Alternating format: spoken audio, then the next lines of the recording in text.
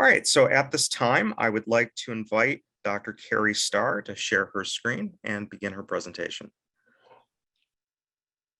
Well, thank you so much, Dr. Zoccali, and it's great to see everyone. I'd love to give a special welcome to my fellow Doctor of Ministry students. It's great to see you, many of my classmates that are here, and I hope you're encouraged this morning to see the end is in sight. And as I was preparing for this presentation, I was reminded of how much I loved this process. I really enjoyed working with my advisor, Dr. Beth Gerhardt. Thank you so much for your investment in me along this journey.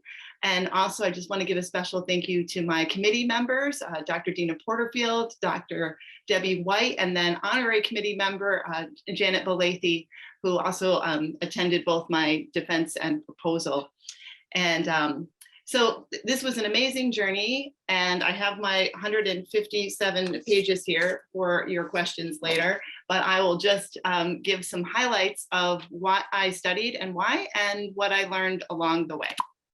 So now let's see if I can get my slides to advance, and they don't want to. There we go. Okay, so I was looking at faith-based schools. I have spent the last 15 years working, teaching, leading at Roberts Wesleyan College and Northeastern Seminary. Prior to that, I spent 10 years in campus ministry. So I've been on college campuses for 25 years. And this is the problem I was looking at, was that faith-based schools associated with the Council of Christian Colleges and Universities are responsible for the care and training of a population of learners who are 60% female, and yet women hold only 30% of any type of leadership role at these schools. And at the top positions, presidents of these schools, it's actually less than 10%. And I was really curious how we can encourage and motivate and unlock the leadership skills of women who are learning at these wonderful learning institutions, how we can encourage them to use their gifts for God's glory in leadership roles. So these were my research questions. What are the important personal attributes women identify as effective for Christian higher education and leadership today? And then what elements of Christian leadership development programs do women identify as helping them grow as effective leaders in Christian higher education? So let's find out what I learned. So this is how I gathered my data. I had two different groups that I was studying. I invited 25 women who were a part of the Women's Leadership Development Institute, which is a national program held by the Council for Christian Colleges and Universities, and then 25 women who were involved in a women's development program on our campus called Leaders or Readers. And it has women, aspiring women leaders from both Roberts and Northeastern. So both of these groups are women who were identified as have leadership potential and were part of leadership development programs. So of those 50 women who were invited to participate, I had 24 from the WLDI and 22 from Leaders or Readers, which I was really thrilled to have that many folks participate. And then that resulted in the results of 46 online surveys that I did through SurveyMonkey. And then the last question of the survey was, would you be willing to do an online interview? And 23 of those 46, so 50% of those folks were willing to do interviews. So I was really thrilled because this allowed me to gather both quantitative and qualitative data, which really provided such rich results. And it was a lot of work, I will tell you that. Interpreting that data is challenging, but I would not do it any differently. And I'm so grateful for my committee that really encouraged me to do that. So one of the things I was looking at, the first thing I was looking at were personal attributes that women found helpful in encouraging them to step into leadership roles, and what kinds of attributes help them be effective leaders. So these were the 6 leadership characteristics I was looking at. So over 95% of the women felt like what was important to help them lead was use of sound judgment. followed by being authentic in communication was a really close second. So those two were way at the top for both groups. Kind of in the next kind of, there were like 3 tiers of responses. Next was the willingness to be vulnerable and being a creative problem solver. And then last 2 that I looked at that I think are really important. So it was interesting. This is one of my interesting findings because about half or less than half of the women found it important for them, which was use of humor and being a calculated risk taker. So I think that's where maybe I'm outside the norm. And that was just interesting to learn. Although in my qualitative interviews, I found that it was a lot of women felt less comfortable. They felt like it's harder for women to use humor and be taken and still be taken seriously. And they also feel like women struggle to take risks as leaders because they feel like they're more harshly criticized if they fail. I also looked at both programs and asked the women how what program elements they felt like really helped them grow as leaders. And what was most effective was teachings by other women who were in leadership roles, including, sharing their stories. The assigned readings came in next. Both programs had readings that were involved. And actually this program, this is specifically looking at the WLDI. So I have 2 sets of responses for this one. So teaching by the women leaders and assigned readings were way up there, along with a shadowing experience. So this program allows you to spend a week visiting another leader in an executive role at a Christian college across the country, which I got to participate in this program. And for me, that was one of the most powerful things. So I'm not surprised to see that here. Discussion with other women in the program. There's lots of informal time with this program. And then there are reflective times with God and listening to the testimonies of other women. So these were the things that really helped women step into their leadership. From the program on our campus, the elements that were, there's a similar trend you'll see here. Hearing women share their personal and professional experiences. It's a book kind of study. We all read a book together and discuss it. So discussing the book content with other women, way up there, the actual reading of the books. And then things that were ranked a lot lower were meeting with another women from outside of leaders or readers. I found out that most women didn't feel like they could take the time to do that, which is interesting. And then praying and reflecting on that content outside of the time together. Again, they felt like they didn't have time to do it. And then all women in the group are given the opportunity to facilitate. Less than 5% found that valuable. And we struggle to have women want to even take those leadership roles. So again, it just really, these findings illustrated some of the problem of women not feeling comfortable stepping into that leadership. I also looked at the career advancement of women since joining these leadership development programs. So I thought it was interesting. So the top half of the results are from the WLDI. So of the 24 women that responded, 16 of them, so over 50%, 61%, their role has changed. So they have advanced since attending that conference. And then another 3 of them have added additional responsibilities to their role, which is sometimes the best way for women to advance, is to show their diverse skill sets within the role that they have to be able to advance into another role. So 74% of women who are part of this leadership development program, it actually does help them step into leadership. It unlocks some of those leadership strengths. And then for the program on our campus, 5 of the 21 women who participated have indicated a change of role, and another 4 have also added responsibilities to show their strengths, and people are seeing those leadership abilities. So 40% total have increased their role or responsibility since their involvement. So I was really encouraged by this, seeing that these programs really are helping women identify their leadership strengths, seeing themselves as leaders. And it shows the importance of being surrounded by the community of other women who have either gone before them or in the same spot as them, encouraging those gifts and abilities.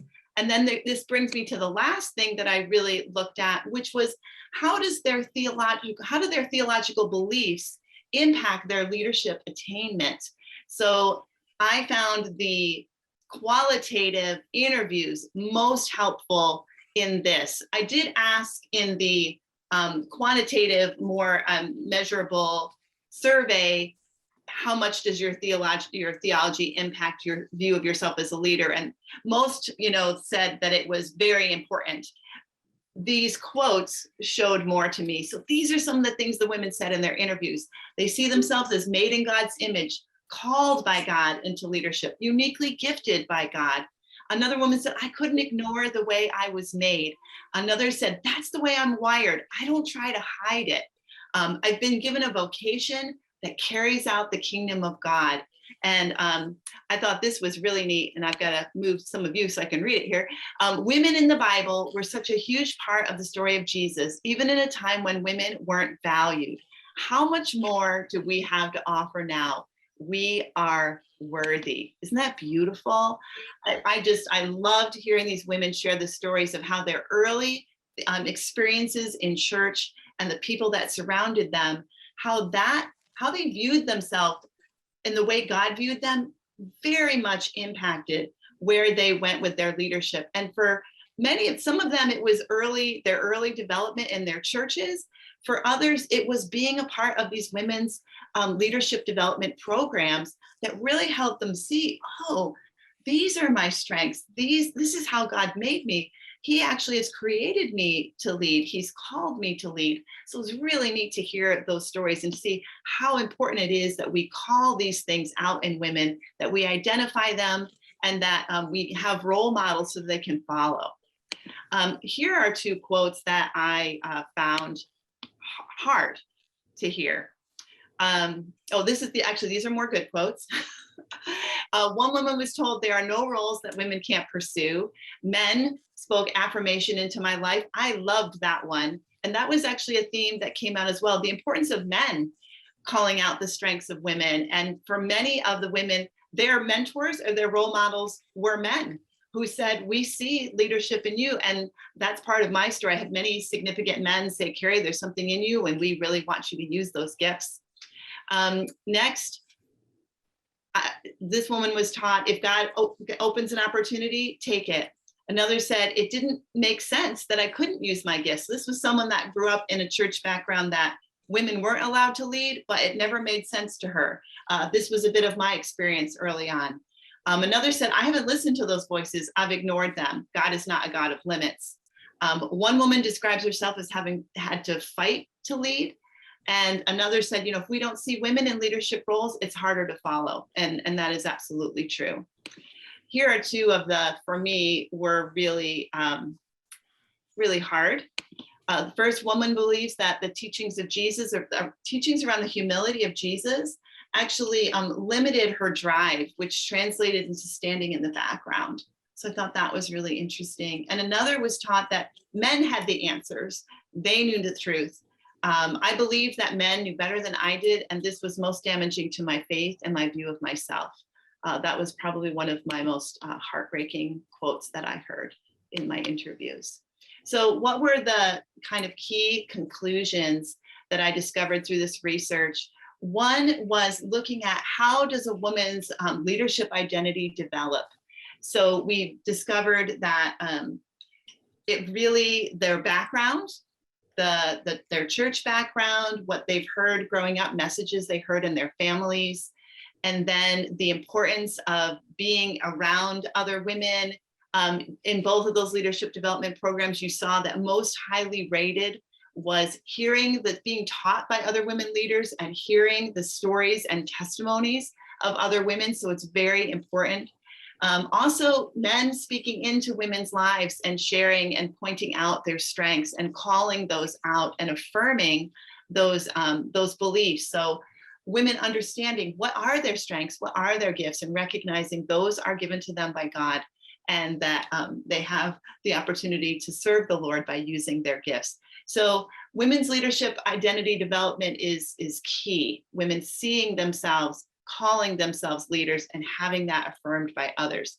So that really leads into this second conclusion, which is the importance of a supportive community, including other women leaders. When women are surrounded by other women who have gifts in leadership and are exercising those gifts, it empowers women, it unlocks those leadership gifts that they have, because they have role models, they have examples, they have people they can ask questions. There's no way to be a leader and not make mistakes. So when you're surrounded by others and you make those mistakes, you have someone to say that's okay, we're all human. Everyone makes mistakes. You can take risks, you can be creative, you can use humor, you can step into these, using these abilities. And just having those other women who've said, yeah, I've messed up. Yes, I've made that mistake. That is not a deal breaker. That is not a career ender. That is perfectly normal.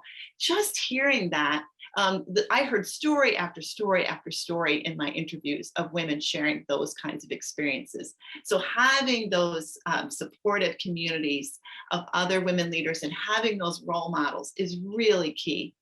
And finally, the third was the value of training in evangelical feminist theology. This is kind of a really narrow window. It's one of the things I love about Northeastern Seminary.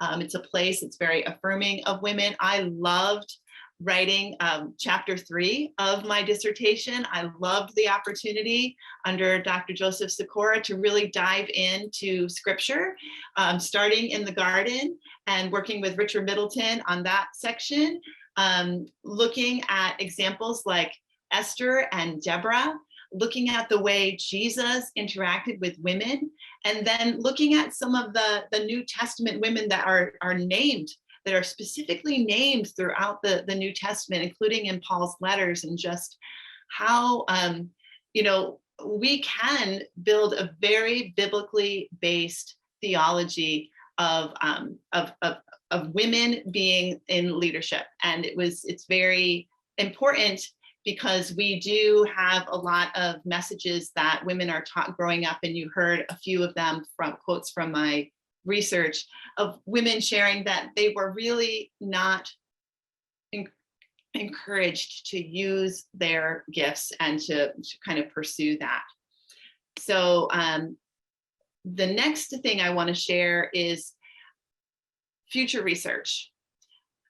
You may have discovered, for those of you who are in the Doctor of Ministry program, that the more you study, the more you find things that you want to study more, but they're like outside the center of your question, right? And then I think that's where a lot of us can get stuck. And I really tried to stick with my original questions, but if I could start over, this is what I would look at. I would look at intersectionality, because it's not just challenges to women, and I'll share this. So I'm curious, I would ask, what other unique and challenging barriers to women of color specifically face along their leadership development journey?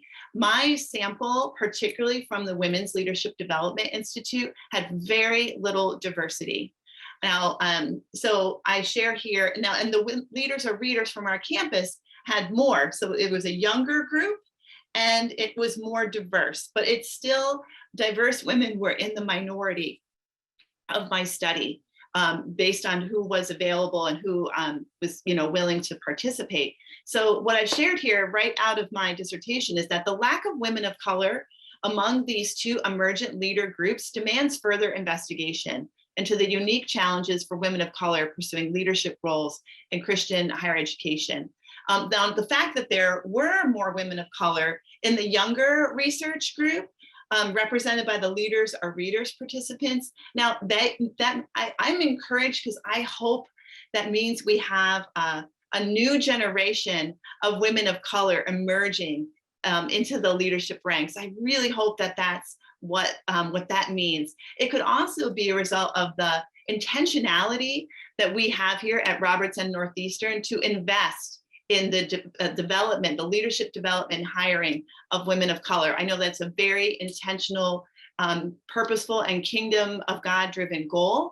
So it could be either of those things, but either way, that absolutely, if I could start all over, that is what I would focus my research on specifically. So I am thrilled that when I am finished, you're going to get to hear from Dr. Tanya Griffin, because she specifically studied women of color and their leadership development and their leadership attainment. So I'm so excited and had the opportunity to be involved in her dissertation journey a little bit, and it was a real honor as a result, because as I said, this is where I would dive in more.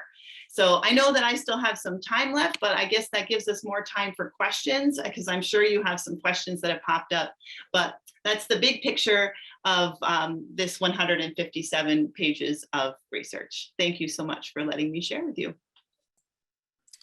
Thank you, Carrie. That was great. So let's open it up for questions. Does anyone have a question for Carrie?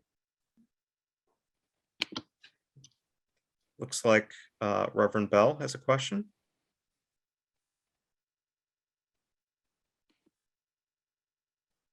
Morning, everyone. Carrie, you did an excellent job. Wonderful. Thank you for blessing my spirit. We had just finished doing some work on the central question of bridging the feminist and the womanist movements. The content of what you had ended up with last. Much of your research does not necessarily fit in, but was spoken about in the very beginning about the historic Christianity. And my question with regard to the seminary is whether that statement does not embrace the new dynamic need for change, or should I say redress, or should I say a more authentic version. I think it's like squeezing all of us in a girdle. Okay, and it doesn't work, because history has showed this country and this world that the old model is dead. And so my question relates to, the larger, broader picture. Must we re-examine that? And thank you for your bold risk. Thank you. Absolutely, absolutely. I think that's one of the challenges of the doctoral dissertation process, is that you have to be extremely narrow with your question, right? Because there's so much out there. So I specifically narrowed in, because I've been in higher education for 25 years. I was really curious I decided to focus my research very narrowly on the Christian higher education slice.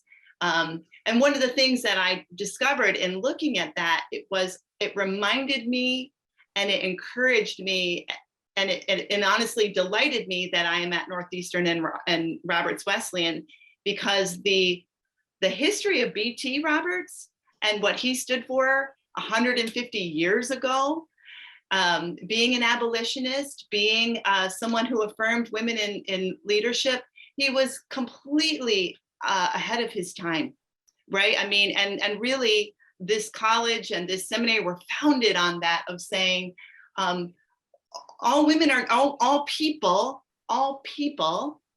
are gifted by God and equipped to serve him, and should be encouraged and empowered to serve him fully.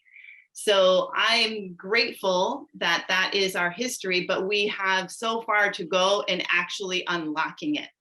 And I just looked at this very narrow slice of how can we do that for women who are looking into leadership. But really, we have a far way to go, particularly for our Black and Brown brothers and sisters, of how we unlock and unleash their gifts and make sure we take down barriers that enable them to fully step into the gifts that God has given them to develop the kingdom, which again is why I'm so thrilled that Tanya is going to share her results, because she looked really closely at that. And I was really blessed to learn what she learned. So I don't know if that answers your question. Well, I mean, you're pushing the envelope merely by addressing this part of the issue. And then the conversation about the intersectionality, you're beginning with race, but it goes much further than just gender inclusion, yes. Which it means that I really want to see the point where we boldly say that all that God has created, whatever it looks like. Yes. Okay. Yeah. But how does that push or change? How does that push or change the jargon or the boundaries, the limitations of historic Christianity? Yeah. That's what I want to see somehow. Yeah. Yeah. Well, Thank you. I'm glad you're part of that journey, Dr. Bell. And I see two other hands, Michael. so I'll let Chris decide who he's going to call on next. The next hand I saw was Lisa. Carrie, we miss you. So proud of you. Doctor, I loved your presentation. The one thing I was thinking about was for those women hopeful to move in positions of leadership, here was my thought. Should a woman keep up leadership training because the paperwork makes a difference to men and institutions, et cetera, or more because it's more of a transformational purpose, or both? Well, I think it's both, actually. I think, women should fully use their gifts and not feel limited just because of their gender, which is what, most women a lot of the women that I spoke to, and I've been in higher education and mentored many, many, many women, and a lot of them just feel like because of their gender, they're disqualified from being able to lead in certain places and express their gifts in certain ways. So I think that, part of it is making sure that women get to fully serve God with all he's gifted them with. But also we saw the power of role models. And, we imitate what we see. So when we don't see women in leadership roles, it impacts the future. And that's why I was so encouraged that we had more women of color in our younger group, because they're seeing more women who look like them in leadership roles. And so it's making them say, oh, that can be me.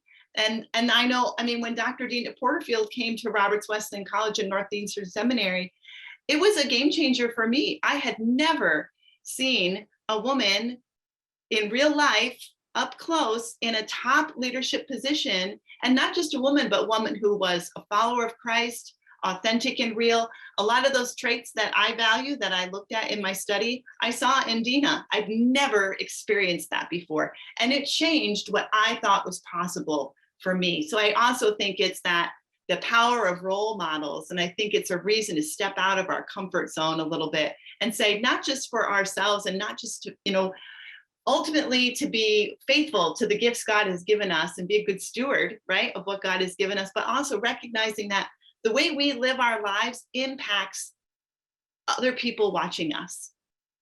And that's how we represent. Let me clarify maybe even a little bit more. In the Pentecostal tradition, women aren't at that bishop level of executive leadership. Okay. So do you think that what I was trying to say is maybe even the training, like, global leadership conferences, what you were talking about, the women leadership training, do you think that paperwork makes a difference? The more you do it, they're going to see that you're trying to earn it in the eyes of men. So are you saying like qualifications when you say paperwork? The research would say 100%. Unfortunately for women, actually, the qualifications are more important. It's like you have to prove that you're worthy and that you've done the homework. It's like there seems to be a instinctual bias that a man has authority to lead, where a woman it does to have the credentials, does help to kind of prove that you have that expertise and that you have that authority to lead. It's not as assumed. So, which is why I'm thrilled to see so many women going through the Doctor of Ministry program. So Lisa, keep going, because you are amazing. Thanks, sis. So are you. I appreciate that. Thanks for the motivation. Yeah. All right. Betty Pierce Williams had a question.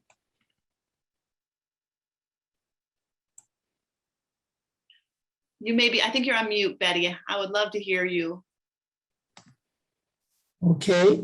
Good morning, Dr. Carrie. Good morning, Betty. Good Future morning, Dr. everyone. Betty. I'm glad to see you. Congratulations. Thank you. You know some of my journey, and I see faces that persons I've not met before. So I want to just start by saying very quickly, my leadership background is in the military. I'm very well accustomed to working and in leadership roles in a male-dominated environment. A lot of my experience, I've been in the ministry 36 years.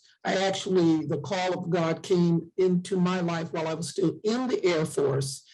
And I left the Air Force specifically to enter the ministry. And my prayer to God was that I did not want to be have to work in the social sector. I can't get the word right now, and minister, be bivocational. I didn't want to be bivocational. I wanted to be able to work in the ministry. And Yeah. essentially, Lord, if you're calling me to leave the Air Force that I love, then I want to be able to work full-time in ministry, and God has been gracious and granted me to do just that. The Lord sent me, after I came home to Buffalo, the Lord sent me to the University of Buffalo campus, and I began as a campus minister. And so I share with you, like you, Carrie, having been in an academic community where I did see a lot of, and still do see a lot of women in higher, as executives in higher education. My family have always been supportive.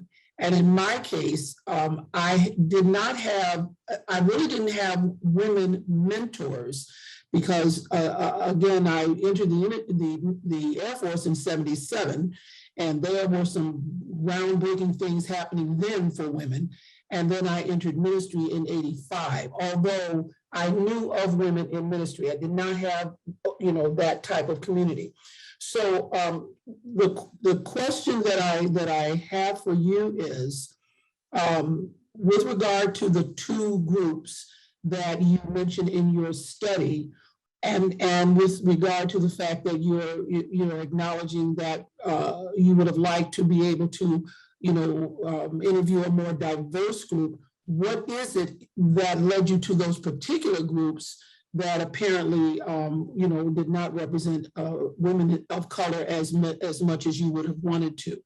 Yeah, so for the National Women's Leadership Development Institute through the Council for Christian Colleges and Universities, I specifically chose that group from the 2018 gathering because I was a member of that gathering, and I had access to, I had all their emails and the means to invite them to join the survey.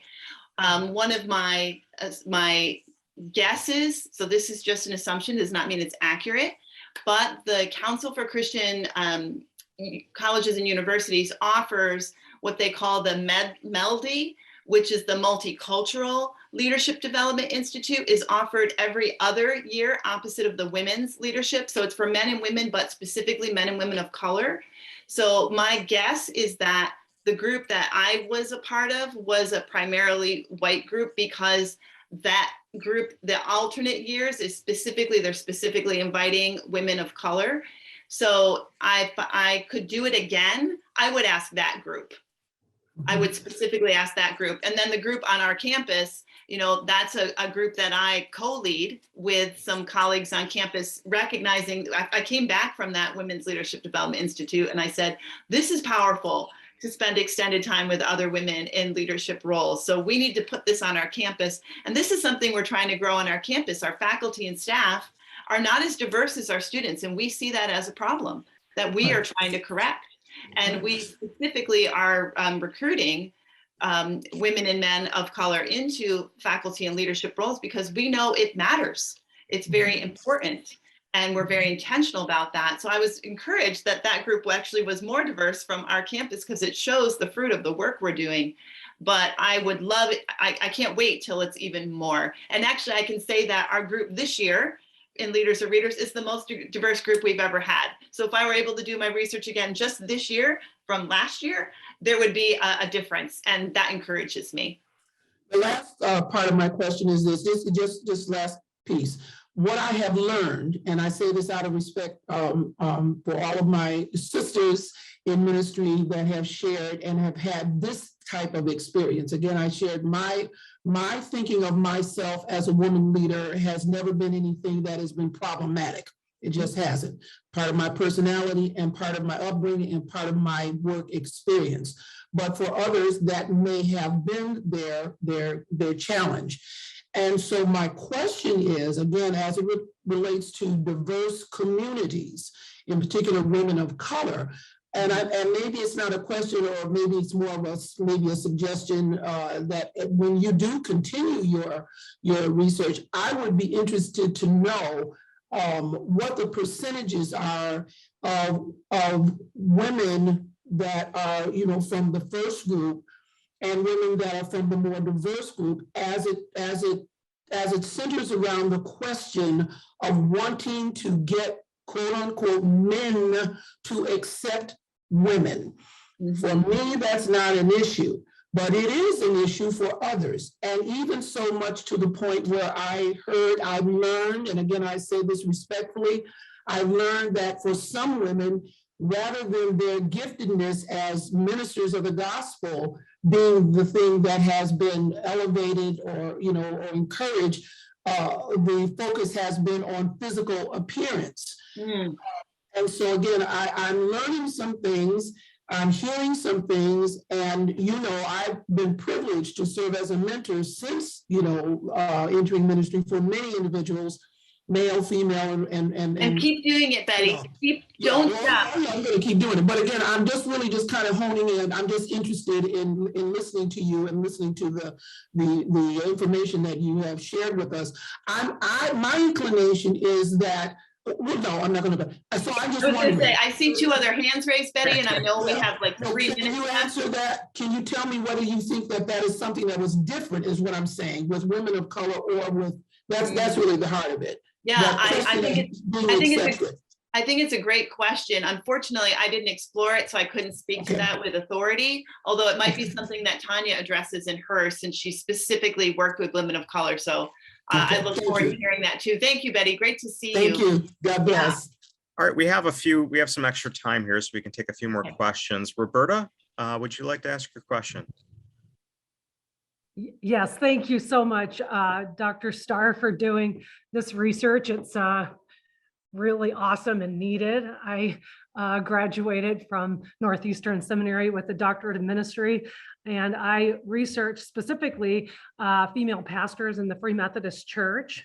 So our findings are not surprisingly very similar, actually. So one of the things that really warms my heart is that you found that these women who participated in your study grew in their roles or took on additional roles. And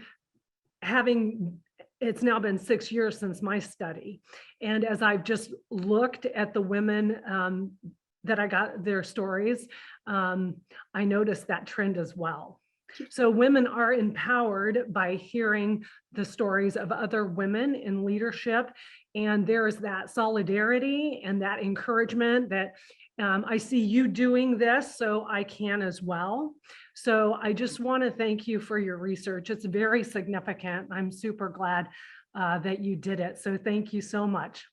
There's no question, it's just a statement. Sorry. Well, thank you, Roberta, and I will share that. Thank you for the research you did. I actually quoted you in my dissertation. You are one of my sources, and one of my goals was to build on your excellent work. So thank you for your contribution and you continuing to step out in leadership as well. I appreciate you. Craig, would you like to ask your question?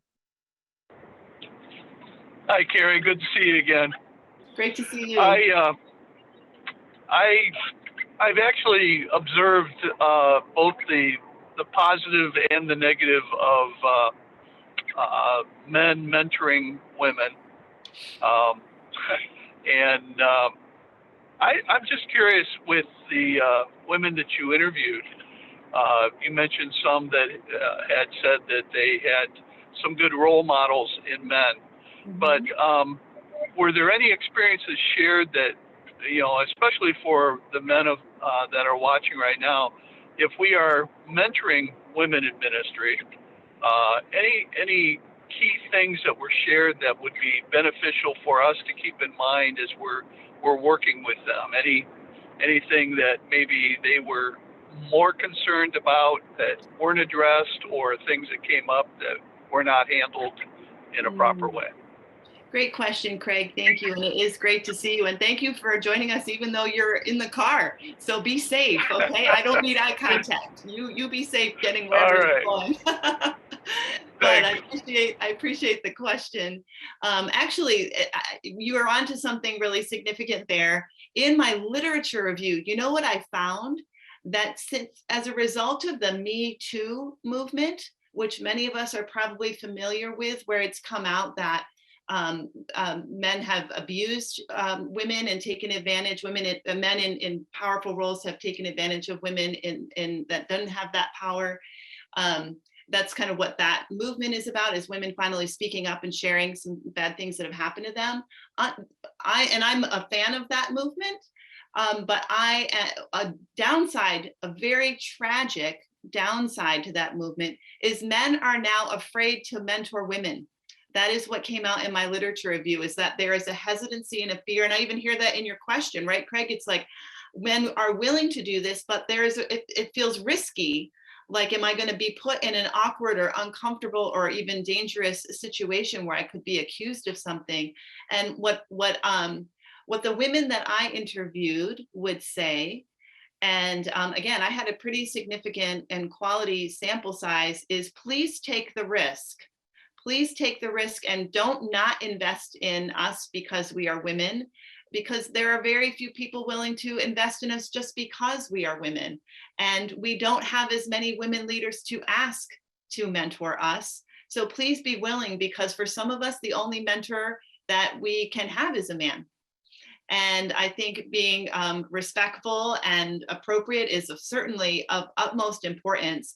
But I heard over and over and over again how grateful women were that a man in a position of leadership was willing to serve as their mentor in appropriate and respectful ways, meeting in an office, meeting out in public, meeting, out on a walk. I mean, just because a man and woman are working together does not mean that there has to be anything inappropriate involved. We can all be adults and respect one another. And I would just say that it's worth it, because women don't have as many options to be mentored. So treat women with respect and dignity, and you will make a difference in their lives by investing in them. I hope that didn't come off too strong, but that's my response. All right, I think we have time for maybe two more brief questions. First, Jeff, and then David, you can ask your question after. Hello, Dr. Starr. Hey, Jeff, Carrie. great to see you. I guess my question is going to be more, if there, when you had women who were married, was there any, what was the impact of their spouse when it came to them being in leadership, and whether support or any of that? So I'm so glad you asked that, Jeff. I wish I could have taken all 3 hours to share with you what I learned through my study. It was really hard to choose what things I would focus on. The impact of partners was huge. In the interviews, women said over and over and over again. In fact, the majority of them had a supportive partner. Their spouse was affirming of their leadership gifts, was confident in their identity, was not intimidated by them being in leadership. That was very significant. If the husband or boyfriend or even father is not someone that is affirming of the woman being in leadership, it's like impossible for them to pursue it. But where men were willing, again, whether it's men mentors, men partners, where men were affirming, it made a huge difference. And that's why I'm saying, this is not just a women's issue, this is an all of us issue. And we all are part of the solution. And I'm so grateful for the men who are part of this gathering and the role that you play in affirming women in their leadership.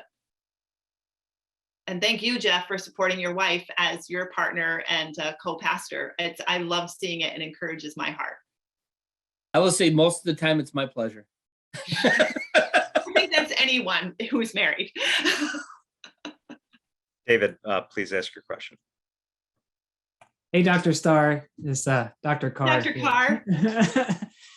Thank you for your research and your presentation. I was really struck by some of your quantitative data and some of the potential implications for theological education. And I'm trying to form this as a question. But what stuck out to me was that the importance of narrative and examples of women providing an example of telling their stories seem to have inordinate impact for positive transformation for people.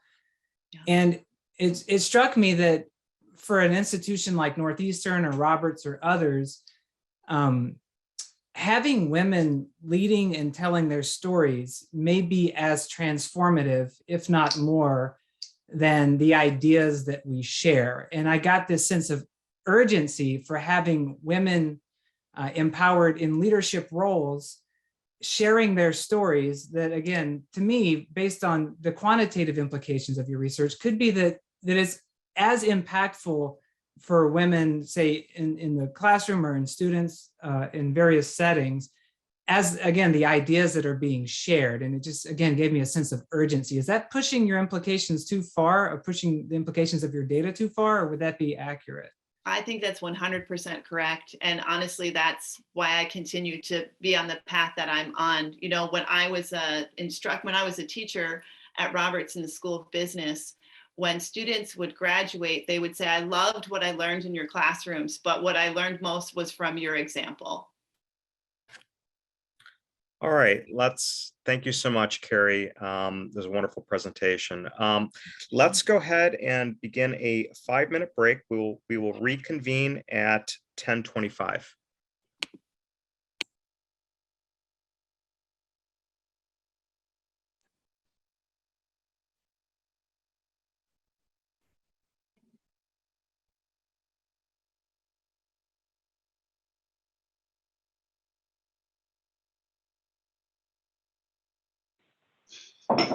Hi, Tanya. I'm just getting ready for your presentation.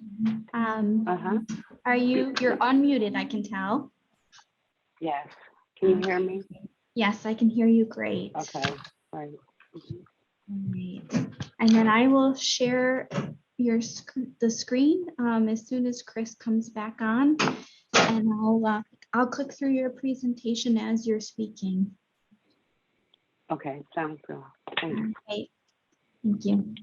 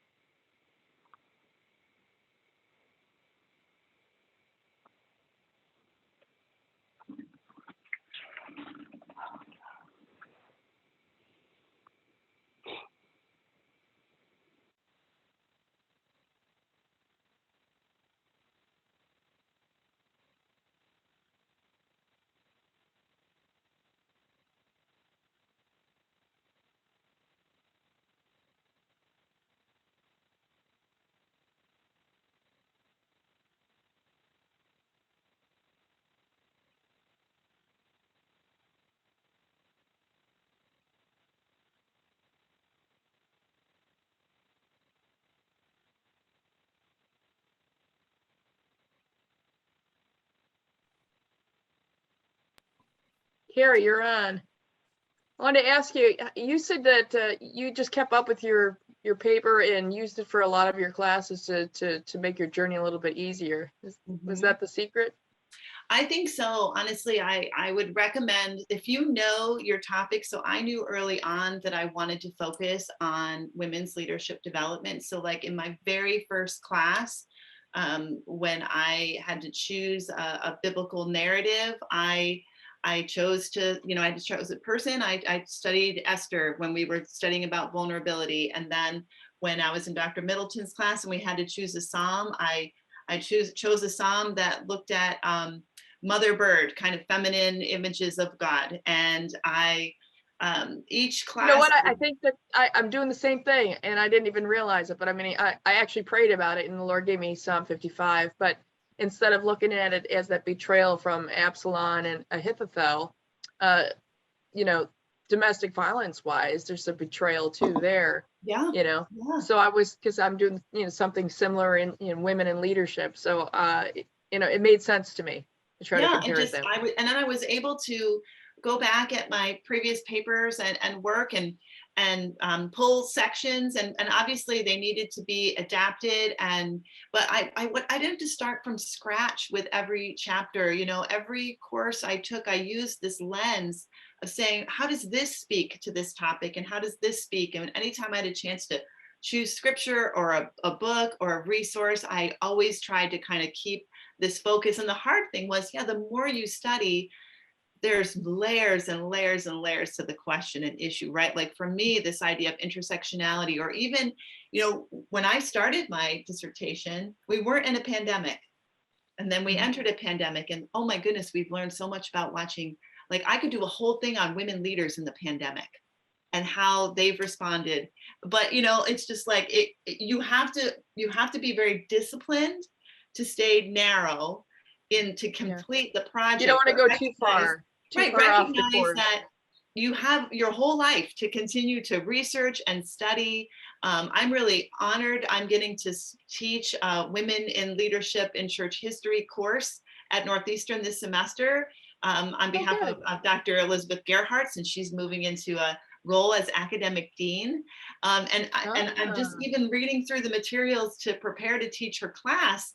Like I'm just beginning, like this is going to be an ongoing journey. So if you are in the program, I'd say keep it narrow now, focus everything around it, and then just keep a list of, okay, these are the things I want to keep exploring, because there's so much to be discovered. Yes, and I have to talk to my advisor, Dr. Zoccali, pretty soon. We got to meet up next week sometime. Well, and I can't express enough what a gift it is, the advisors. I mean, our faculty are incredible because they have so much on their plates, and they're so key in guiding us, right, in this doctoral process. So I kind of like my advisor quite a bit. He's awesome. So he's really guided me pretty well. He's pretty cool. Thank you. Carrie, the other reason I was asking is because as I look at various topics that we've studied, not only in this program, but just over the years studying various things, and even looking at the media and you know, all these different things, I'm always keenly interested, and I think Reverend Michael Bell would probably echo my thoughts. I'm always keenly interested in how information is communicated representing a particular group, in this case, women in leadership. And I always see where my question is always, is this looking at a more diverse group, or is it limited to white women or white men? And in a lot of cases, that's what it is. And that's a problem. That's a problem. And I recognize that problem. And that's why if I could go back, I would change it.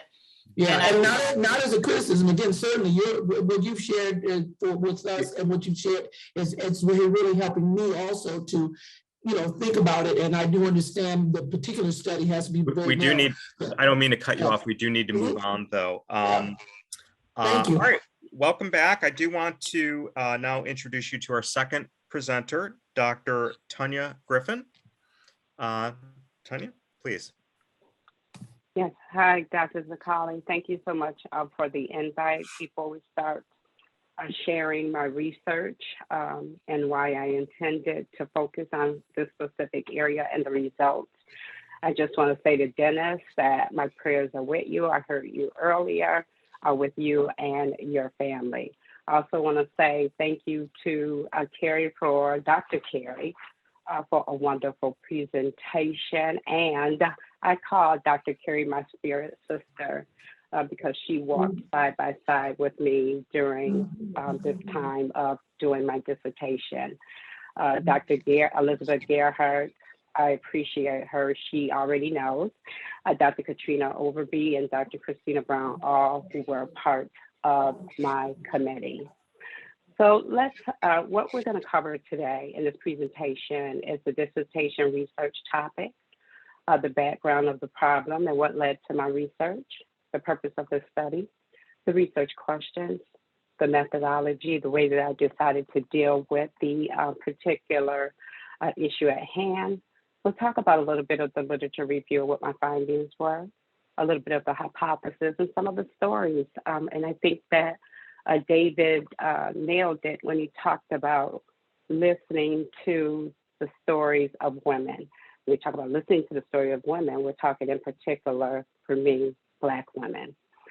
We will also talk about the significance of this work, at the applications, the implication, and how it can be applied in our ministerial context. So what led me to look at this particular problem of overcoming the barriers of leadership equality for women, specifically in two of the mainline denominational Black churches, which is the Church of God in Christ and the African Methodist Episcopal Church, is because I was serving as a congregational pastor in the Church of God in Christ. I had a little background of the Pentecostal faith tradition, and coupled with my Black feminist thought and womanist ideals approach to the Bible, I came to quickly understand as I was serving as a congregational pastor that theology is contextual. My particular theology context as a female pastor, as I pointed out, is the Black church. And laying out the historical trajectory, which is specific to Black people and the current roles of Black women in the Black church. And we do understand that this is really a hotly debated topic, especially in the Black church, as we think about how should we address this particular issue. It's not a new issue. The issue of sexism as a social and biblical concern of the Black denominations as well, such as discrimination and the contradictions of Black liberation theology that is espoused in particular by Black churches or Black denominations. Specifically for me, using the lens of our liberation theology, I think will demonstrate to us how what we ascribe to as Black people and as the Black church, that this liberation, ideal of liberation theology did not translate fully to Black women. So the background of the problem, when we think about it in terms of the Black church, when we talk about this historical trajectory and being a champion of espousing a Black theology of liberation, in particular in our preaching style, in our way of thinking about how God has partnered with Black people to bring them out of certain situations, in particular slavery. So when we talk about this ideal of liberation, the overarching frame for the Black church, most of our thinking is around this ideal of a liberation in the matters of race and equality. But the challenge is that we refuse to take a similar stance with the matter of gender equality. I believe that this protest cry of women remains the same, similar to that of Dr. King's speech on the steps of the Lincoln Memorial. He began with the utopian images of racial harmony. He talked about children holding hands, Black and white breaking bread together, but with this metaphor, he uses an imagery of a bad check. It is in this sense we come to our nation's capital, Dr. King says, and he says, we've come here to cash a check. I think Black women is the same type of cry within the Black church, within Black denominations.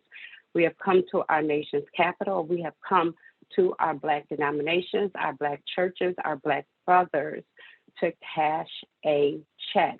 Dr. King, similarly to Black women protests, as I said in the early 1800s, today, and even to today's date, that the Black church has written Black women a bad check, and it is marked insufficient funds. And Black women often go on to accuse the Black church of being a moral skinless.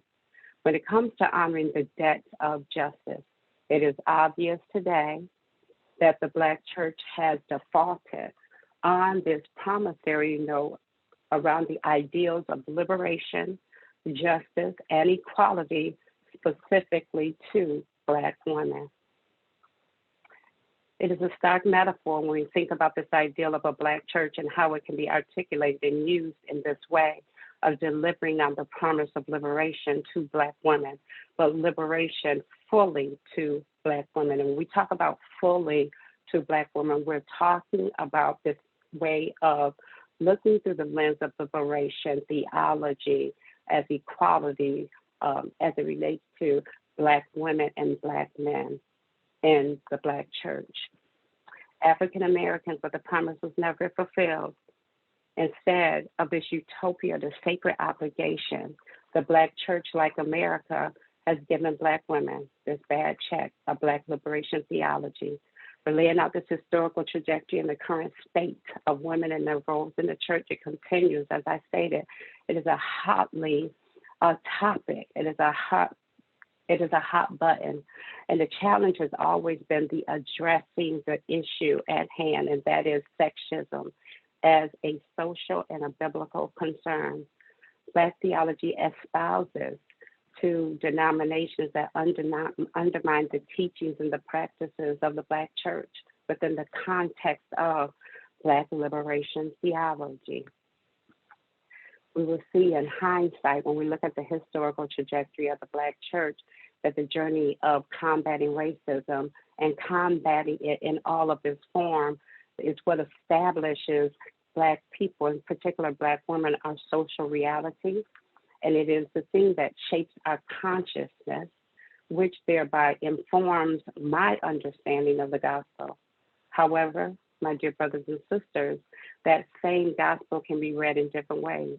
The same gospel that I believe reflects my understanding of women and who we are in society today have been used by Black men to justify the opposite. They have used it historically to justify male dominance in the church, which thereby inform my understanding of the gospel. However, the same gospel, I believe, it reflects our understanding of where women are in society today, and has been used to justify, as I stated, the opposite. They have used it historically to justify male dominance. They have used it to establish the ecclesiastical structures within the church by the premise of that men hold the highest office and all of the power. My personal story and why I researched this topic, let's take a walk through history. In 2015, when I started serving as a congregational pastor in the local Kojic church, it was apparent to me the liberation that Black men experienced from oppression in all its forms. It didn't fully translate to me as a Black woman. Sarah Evans, in her book, Personal Politics, The Roots of Women's Liberation, the Civil Rights Movement, and the New Left, describes the liberation and the elevation of Black men in society as problematic because it was coming more at the expense of Black women. The Black church has been an avid advocate for those who are the marginalized in society. It has not taken a similar stance on gender equality. I argue here that social activism of the Black church is inconsistent as it pertains to this ideal of gender equality. The Black church, as we know it, is not a surprise of the single institution being identified by its distinctive character as a community whose faith is grounded through the lens of an oppressed people, and a church that has been the champion of espousing a Black liberation of theology rooted in interpretation of the biblical text that addressed oppression in all its forms, preaching on matters of race and equality.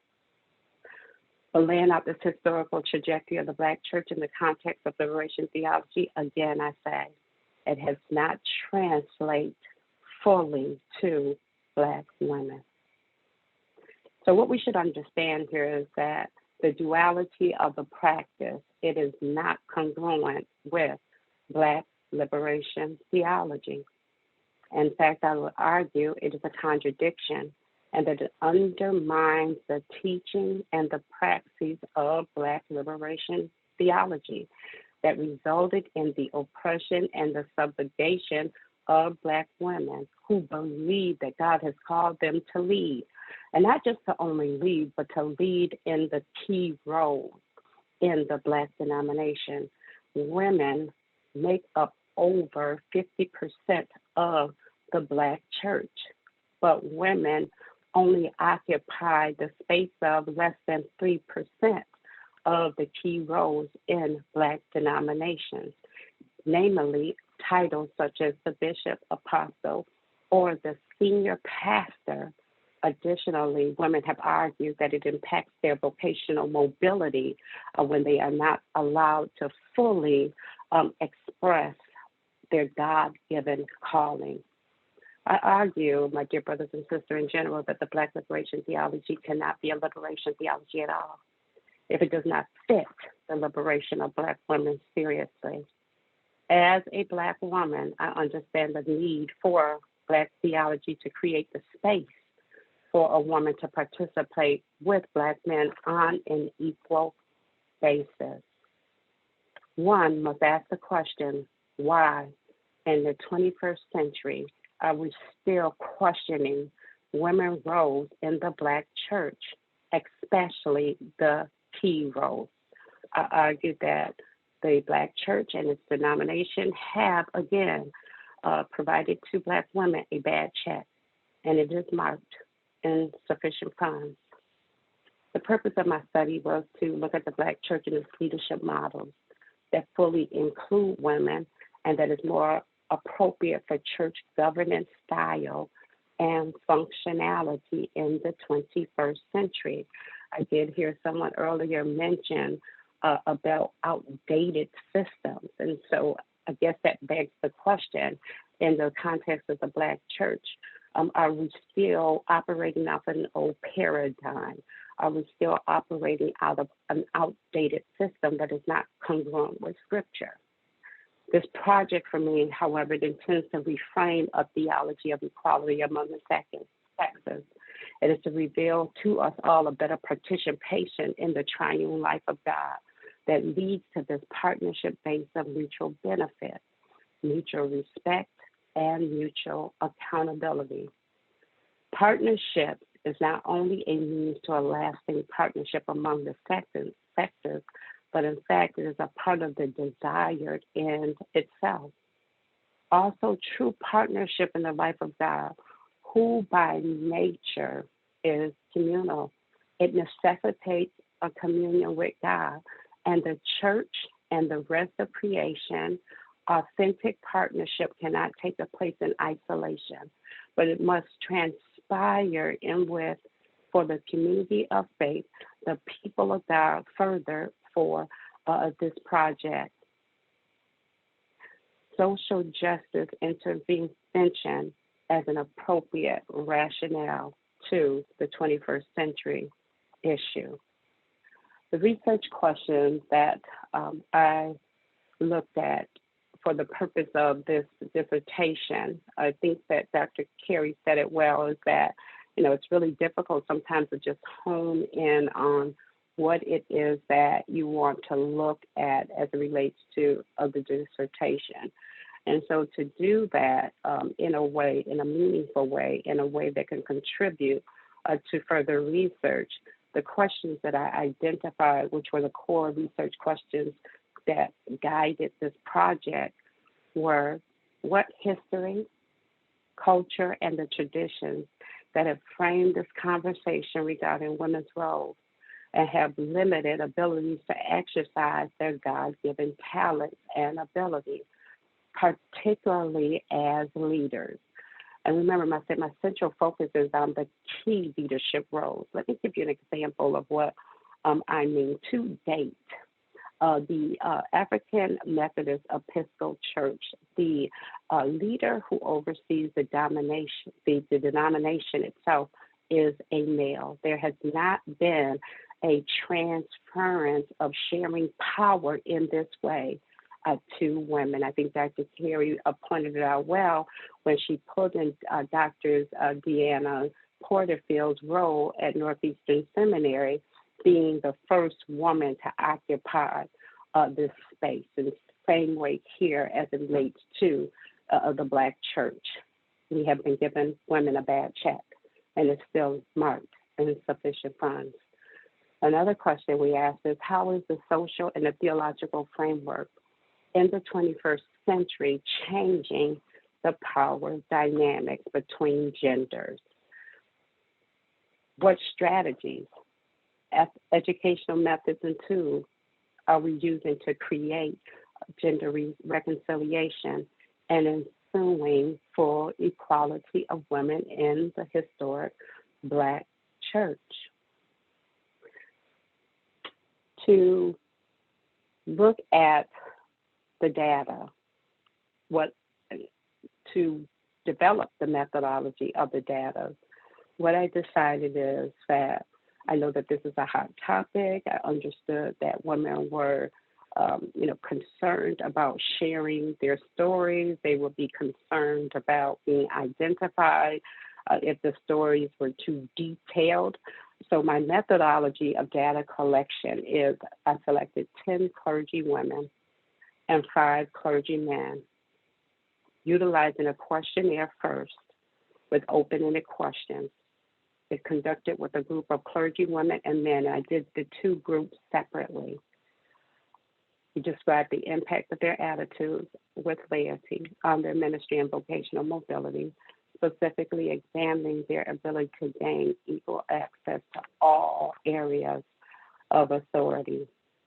The next part after the data collection with the open-end questionnaire was listening circles, which consisted of 2 groups of 5 key clergy women to hear their stories, examining their narratives independently as a part of the greater set of data. It allowed me to appreciate the complex ways women clergy handled bias, how they handled discrimination, and other forms of inequality. The eligibility of the criteria for the participants, they were selected from 2 separate churches, the Church of God in Christ and the African Methodist Episcopal Church. Within the groups, I selected 2 separate age groups. Specifically, I call the more seasoned age group, which were women who may have experienced the civil rights movement, may have walked hand by hand with men during this time. And I also, in group 2, selected a younger generation because I wanted to hear from the younger generation if their views were dissimilar to our seasoned first group, and was there commonality in their way of thinking, and if so, why? So some of the stories that I did hear. One woman who was 40, on a questionnaire, she says, I often try not to be stressed, think or consider the many contradictions, the inconsistencies, and the fractions that take place between clergy men and women. My hope is that at some point the future of other clergy women will look much different than what we see today. We can't deny the progress that our foremothers made on our behalf, yet it has been a slow go at things, but we have made some progress. I just don't want to keep fighting Black men to share power with us. Let's say that again. I just don't want to keep fighting Black men to share power with us. She said, I do trust God, and I do know that clergymen understand fully how the practices in which they use are not congruent with what they stand on the issues of gender equality. They understand that it's not congruent with the ideal of liberation, Black liberation in particular. But again, we made it this far with God, and I believe that God will help us to navigate these systems that have not served us well as a denomination, as a person individually, and as a group of women collectively. Another participant who is over 60 years old in a questionnaire form said, I don't have another 50 years or so years to fight the same battle with our brothers in ministry. And it is a shame we have laid down our bodies for them. My grandmother, who was a preacher, and I worked closely with members of the civil rights movement, told me, I fought the good fight so that you don't need to fight. And I totally agree with my grandmother. And our Black brothers need to stop this nonsense. We want to participate in the life of the church just like them. We want to answer the call fully, just like them. We are tired of negotiating our spaces We are tired of trying to accommodate our brothers and lower our educational acumen. We want to fully operate in what God has given us. This invisible line they have drawn without being able to substitute why the lines exist is totally and completely unacceptable. The same system we fought against them, alongside them, to get the freedom is the same system that they are using against women in the church. And I believe it's high time to stop it. And God ain't pleased with any of it. So as I looked at the different stories and the narratives, and I started to compare notes between what men were saying and what women were saying, and try to find through the literature review the conflict, the marginalization, and to extract out of it how can we go about peace building with our brothers. The church and its cultural conflicts regarding women in ministry.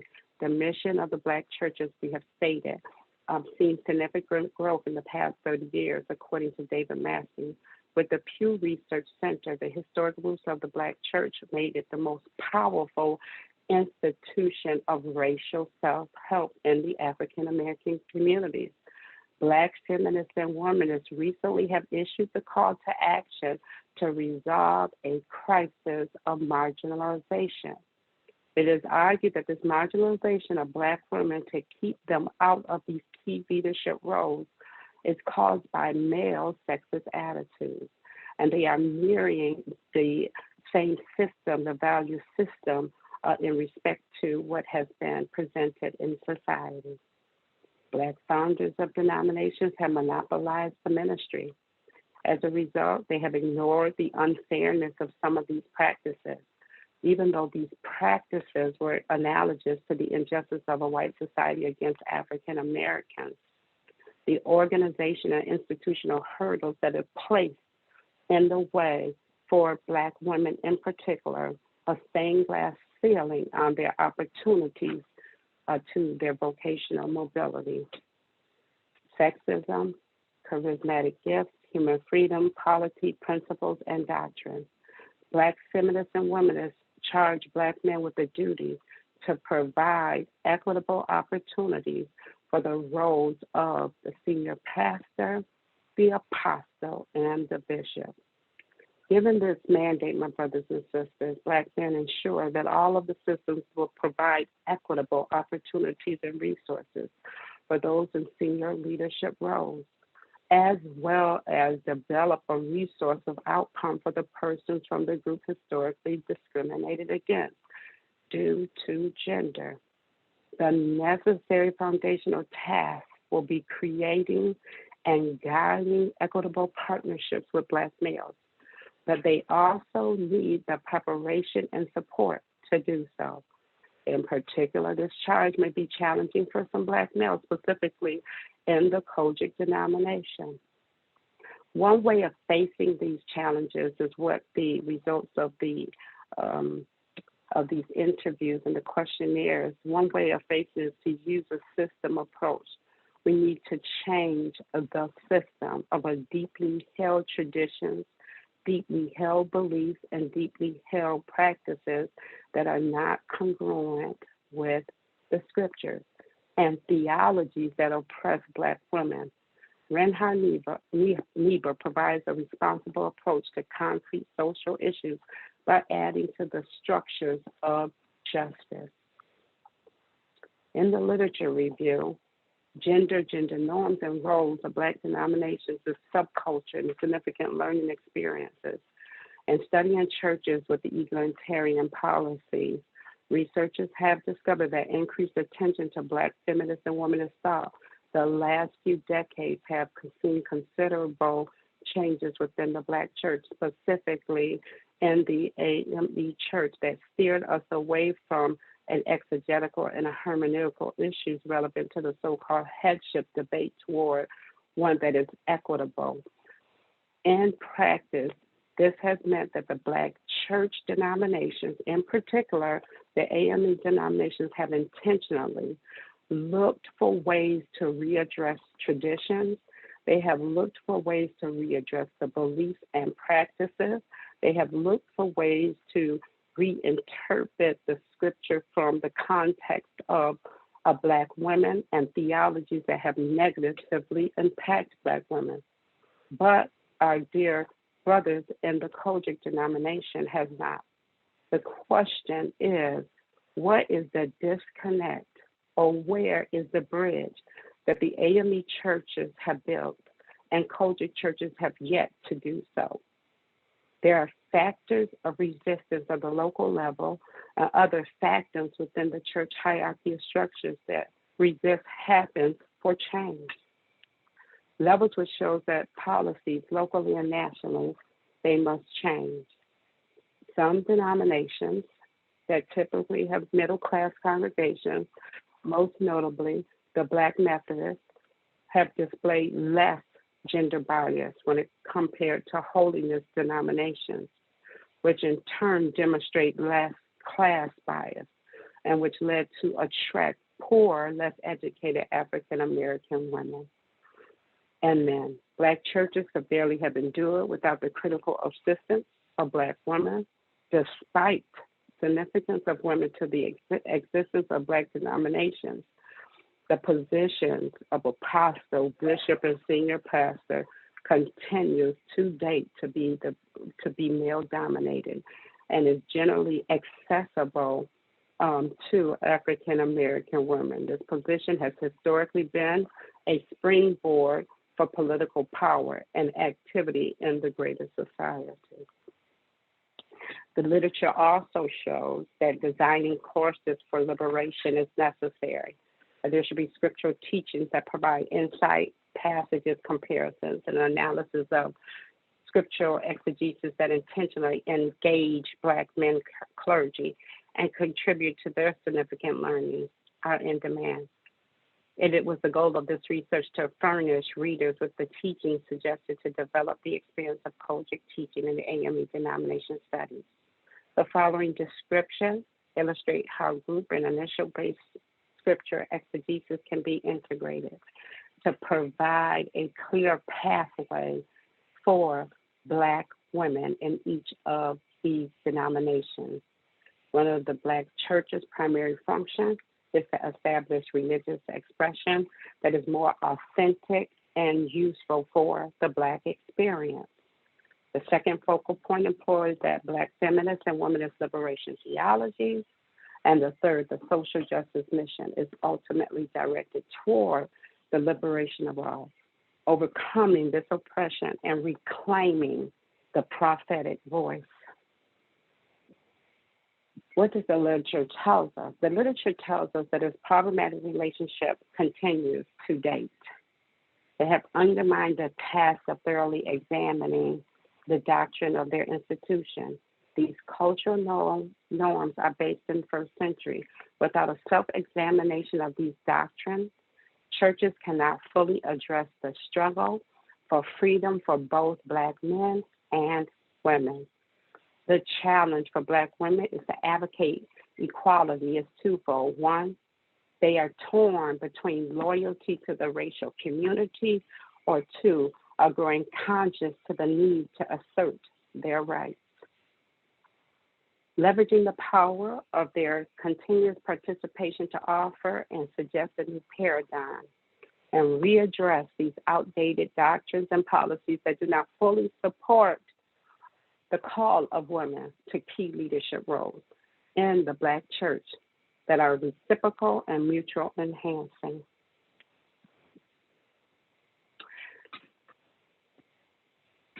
Equality must be redefined. We must set a goal of flourishing in the church.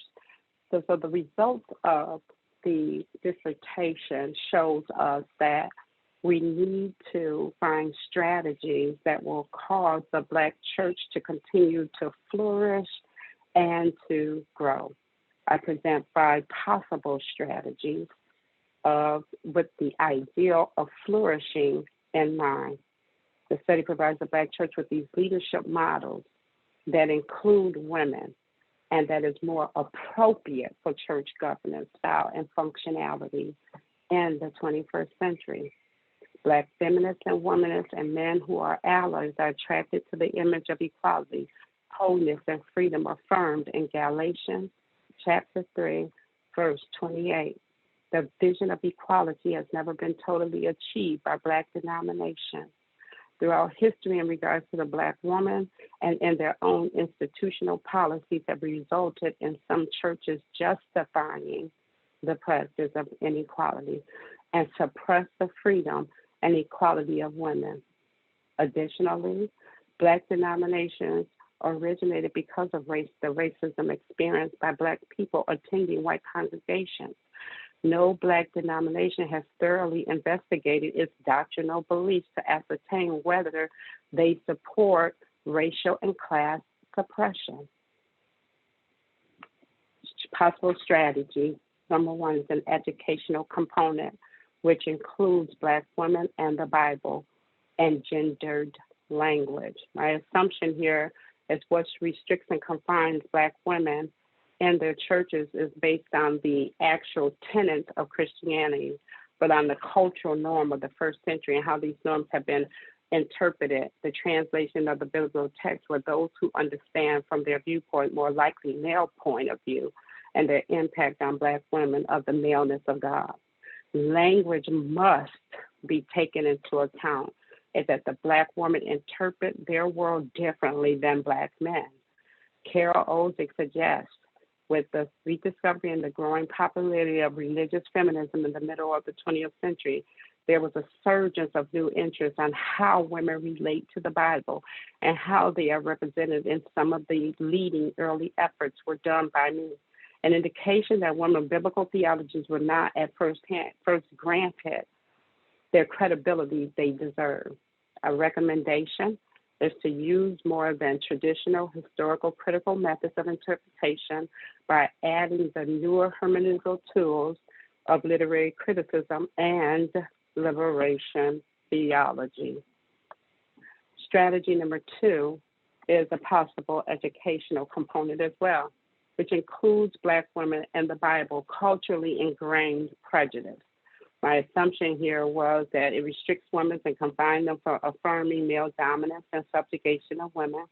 God intends that men dominate and women submit is taught many religious circles as God's divine plan for social relationships. Black denominations interpret the Genesis 2 creation account as establishing a woman's secondary and subordinate nature to man because she was created after him. Male leaders who have already decided that women have secondary roles in the church search for biblical passages to support their views. Jesus, by his own example, demonstrated that the sacred scripture concerning the behavior of men toward women does not always mirror God's intention. Specifically, passages in the Apostle Paul culturally ingrained prejudice. Galatians 3:28 provides a vision of a classless, non-racist, and sexist society. The recommendation is a historical investigation and a hermeneutical debate and sufficient established through theology and culturally through the lens of Black people. Possible strategy 3, which includes listening circles. Listening circles. What does listening circles have to do with the fulfilling of my purpose? Listening circles is always a way to create a healing environment. It is a safe place where Black women can share their story with Black male leaders, how scriptures at times are used in a way to hurt rather than heal. The healing dimension reflects that it must exist in some of these Black denominations. Male leaders must be willing to enter into the space of the person wounded, must listen deeply while displaying general sorrowful ways of the existing wounds. They must establish trust through demonstration of God's grace and love. Through listening circles, the broken relationships between the two parties can be restored.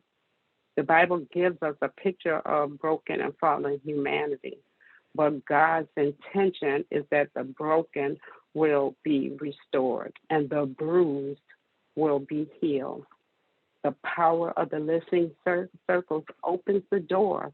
It ushers in, it creates the space that is needed for change. It creates the space for healing to happen. That's a way of creating a restored relationship. Gender violence, men do not respond, but they will listen. The biblical definition of reconciling means we are no longer enemies. This function includes the rebuilding of bridges. Possible strategy 4 is Black women and the Bible interviews. The interviews provided information about the obstacles, and it also allowed me to hear a path forward. Listening to a woman's story, not just for an educational pursuit, but to build relationships, to hear the barriers, to create the space where healing is available. So you have to build these relationships to help women see it is not just about the male perspective. 2 components developing this relationship and helping women to see that there has been pain as a result of utilizing the Bible in a way that God never intended. The interviews help male leaders to see this. Another possible strategy that was a result of some of the interviewing process and questionnaires and listening circles is that Black women in the Bible protest theologies. Black feminist and womanist theologies. Black women theologies are critical. They should be at the forefront of studying a new paradigm of what a church should be. Incarnational, relational. It depicts a spirit of solidarity and resistance to injustice. My conclusion is, how does the research question answer or get the purpose of the study? It does. It helps us to shape a new paradigm. It helps us to lean into what God had in mind for his community of believers, his community of faith, his women leaders and male leaders alike. One possible strategy for creating this change, as we stated before, is this ideal of reconciliation, that we're doing these listening circles, or we are doing these listening circles with full purpose of restoring Black women back to God's intended purpose, and that is to live out their call within the Black structure of the church fully.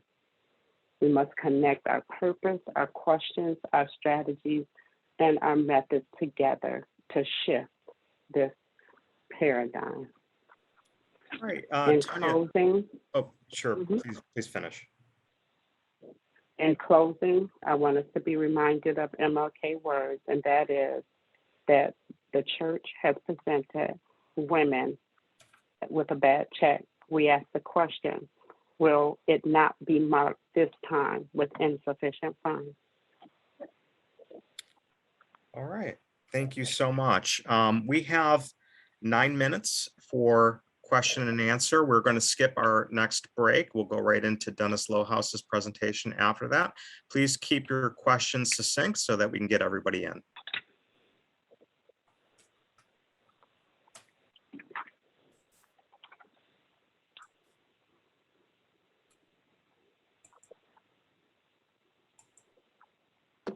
All right, Reverend Bell.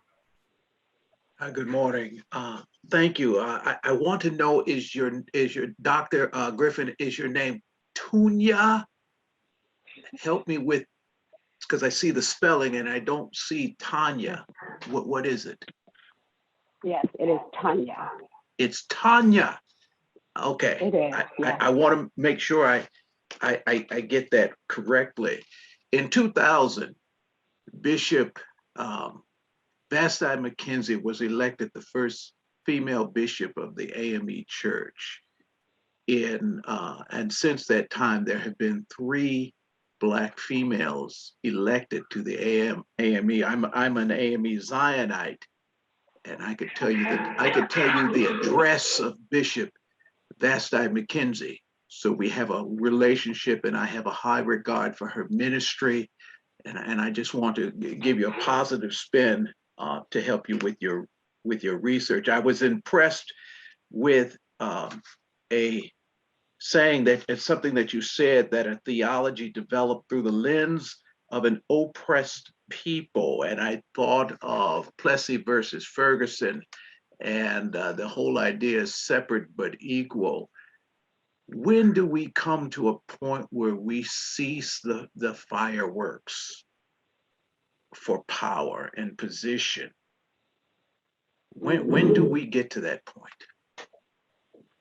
Wow, that's a great question. And so let me just back up a bit. I like the fact that you brought Bishop McKenzie here, in this question.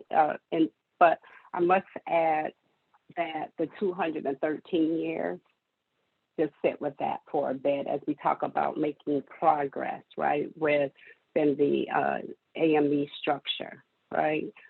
Think about that, 213 years before we have been able to institute one woman bishop. And then thereafter, now to date, I think there has only been 4.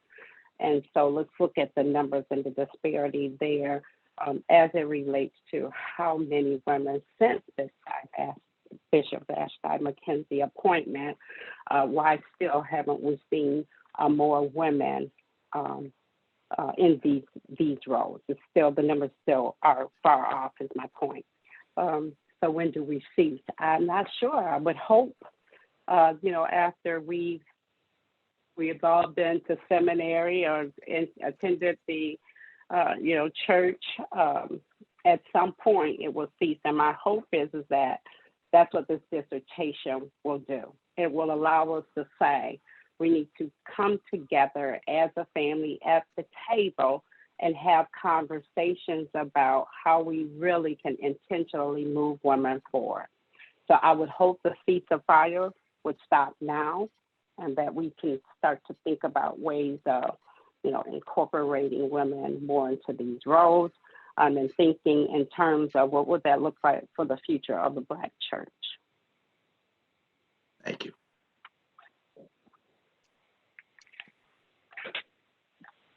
Barbara, you had a question.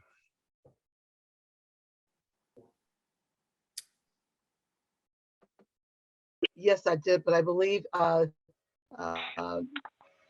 Betty and Leecroft were ahead of me. It's okay. Okay. Dr. Griffin, I truly enjoyed your presentation. And I wanted to know, during your research, what percentage of Black churches did you find that actually practice Black liberation theology? Right, so that's a great question. So how many churches? So the only 2 churches, as stated here, that I looked at was the Kojic Church and the AME Church. And so I guess if I had to just limit it to based on the churches that I looked at, I would say in some sense, not fully, but in some ways, that the AM Church is practicing or at least is thinking about what that would really look like as it relates to Black liberation theology. But since my research was limited to those 2 churches, I did not look at other churches to see which ones were practicing Black liberation theology. Thank you. Thank you. Lee Croft, your question, please. Thank you, Dr. Griffin, for your presentation. And I'm mirroring your presentation with Dr. Starr with one question. Just based on my experience, the thing that I've come to learn is that not all women, regardless of color, desire to have women in leadership role, in particular in the church. as pastors or bishops or what have you. I've sat on the floor of the Church of God General Assembly. I've heard women argue against that notion. What do you think needs to be done to overcome that? Right. So this is interesting. What you're presenting is that you're right. Some of the women that I did speak with had even the women that I didn't use for this study, but I did continue conversations after. They stated exactly what you have presented here: is that all women don't desire to lead in any capacity in the church. And so because this dissertation is directed only towards those women who are interested in pursuing their God-given abilities in the leadership role, that was my aim of speaking with those particular women, the reason why they feel that they can't fully utilize their giftings. But I think you raised a good question here. And that is, no, they don't all want to. But then I also have to think, is it that they may not want to based on all of the challenges that they have seen Black women faced with to try to even occupy any space in the church, right? So they could take the posture of the position that I don't want to enter into, as I said earlier, this fight, right, with our Black men. So the response to that is just not acknowledging that they are called to any type of leadership role is because they don't want to, as I said, fight with our brothers. But you raised a good question. And I think that, again, I think the women will say, no, I have no desire. But I also wonder if saying I have no desire does it have to do with what they've seen and how women were treated within our Black churches, and they're not up for that fight. Great, thank you. Betty, if you want to ask a question, we just have a minute or two. Dr. Griffin, thank you so very much for sharing with us. I understand and can relate to your experiences. Having grown up in the Methodist Church, there were women that I had seen, knew of, for example, the late Bishop Leontine T.C. Kelly, who was the first female woman to be elevated to bishop for a major denomination. I also have worshiped in the Church of God in Christ, so I can understand very clearly what you've shared, as well as serving in the AME Church. So my question to you is, based upon the research that you have done and moving forward, I'm wondering how many or what the direction is as it relates to some of the pastors, the male pastors that you spoke with. What is coming out of that? Is there any kind of move so that there is more cooperation or a commitment to begin to at least honestly look at this concern and then provide a platform or an environment to encourage women in ministry and higher levels of leadership?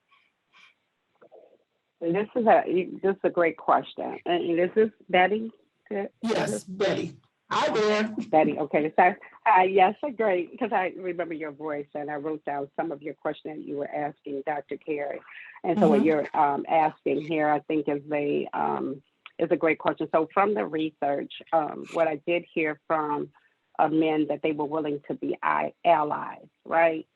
But what does that really mean, right? Because we have women in leadership roles. They occupy spaces in our Black denominations.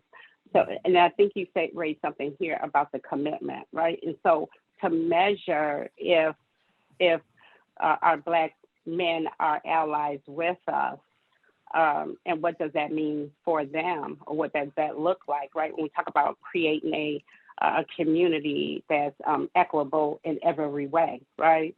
What does that really mean to them? And are they signing up on a commitment to do that? Like I said earlier, for example, at the AME top tier is a male. We haven't had a woman yet. So would our men be open to signing off on a commitment that, yes, a woman could occupy this space based on what Scripture says? And so, yes, the men are saying, yes, we support women, but to move towards this ideal of what that really means and what they're signing off on, I don't think we really have a commitment of what it is that some Black women, based on what the research was saying, are what they would like to see. And I don't know if Black men are willing to sign up for that. And the example I said is, you think about, in the AME church and who's at the top tier. Would you sign on for a woman occupying that space? Thank you. All right, Rebecca, did you want to ask a quick question?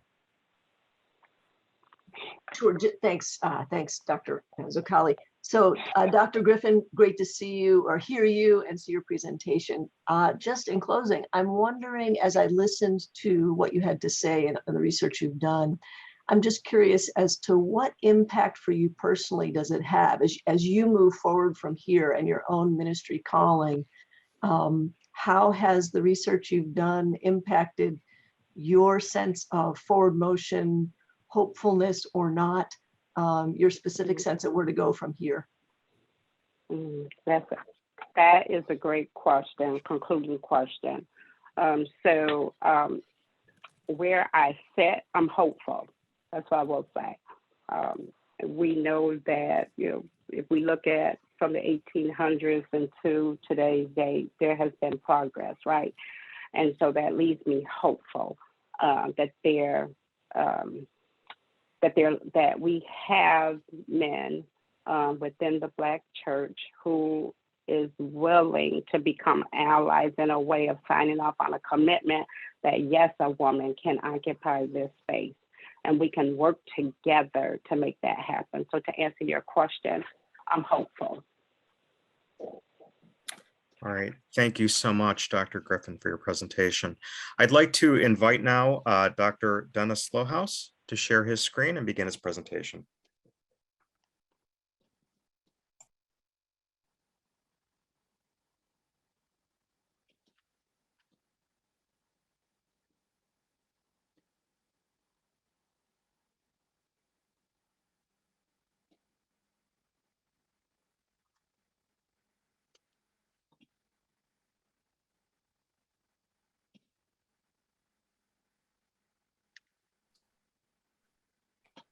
I realized I didn't unmute myself. Sorry about that. Let's try that again. Can everybody hear me? Yes. Well, great. Thank you very much. First, let me thank the two previous presenters. As a Catholic deacon and a member of a church that has sadly not recognized and in some sense has really shackled the calls of women to ministry, preaching, and leadership. My prayer today, and having heard what I already know to be true in our church, but my prayer is that the Holy Spirit will come upon our leadership, both in the United States and other countries and in Rome, to begin to explore again the incredible calling that the Holy Spirit has put upon the women of our churches in the world, and to recognize those gifts, as St. Paul would have said it, that are laying fallow in a major church in the world. So that is my prayer, and I so appreciate your comments and your research in both cases. This is going to be a bit of a different presentation because mine is very focused on a specific need in the Catholic Church in the United States, and my research is also a little bit different. And I'll go through that as I go through this this presentation. Let me just say that I came to Northeastern Seminary with an idea that I wanted to study preaching. When I met with Dean Callum, he asked me what I wanted to do, and I said, well, I want to think about and I want to study preaching, and I'm coming to a non-Catholic institution because I think I'm going to where some of the best preaching is. And I smiled when I said that because there is a long tradition of wonderful preaching in the Protestant churches, and it would be silly to ignore that, even though my audience for this paper really was Catholic bishops and leaders who are training deacons for their service in the church. So I was happily met with a faculty that was willing to go down this road with me. And so, first of all, my thanks to my committee and to Doug for his support in this, which was from time to time a trying process. Training deacons to preach had a number of elements to it. I'll talk about the origins and the objective, the design, which is a bit different. I'm not going to go through the entire history of Roman Catholic diaconate. I'll touch on it. I'm also not going to try to encapsulate more than a little bit of preaching in the Christian church, our project design, the outcomes and recommendations. This project was entirely focused on creating a document that could be delivered to a diocesan director of diaconal formation as a strong suggestion of how to bring training, the training of preaching, into a more comprehensive state, and to perhaps start to consolidate our approach across the country, which I will note later on is very different from one diocese to the next. So that was sort of my broad outline. The project objective, one of the areas of diaconal ministry, is proclaiming the gospel and preaching the word of God. Much has been written about the need for better preaching in the Catholic Church, especially at Sunday Mass. One only needs to look back over the last 3 or 4 pontificates to see that the popes have written of all the way back. I can go back hundreds of years, but in the last 70 years, there's been lots written about the need to improve preaching in the Catholic Church. And I'm really focusing particularly at Sunday Mass. So my focus was on how to change that in humbly a small way. And in consultation with my committee, we decided that it would be best to focus on training because that's where the new preachers are formed. And so that really became the objective. A little background, the first round of my thinking was to do a sort of traditional survey of Catholic parishes and just sort of report and analyze what I learned. And I actually did a lot of that in my first 2 years at the seminary.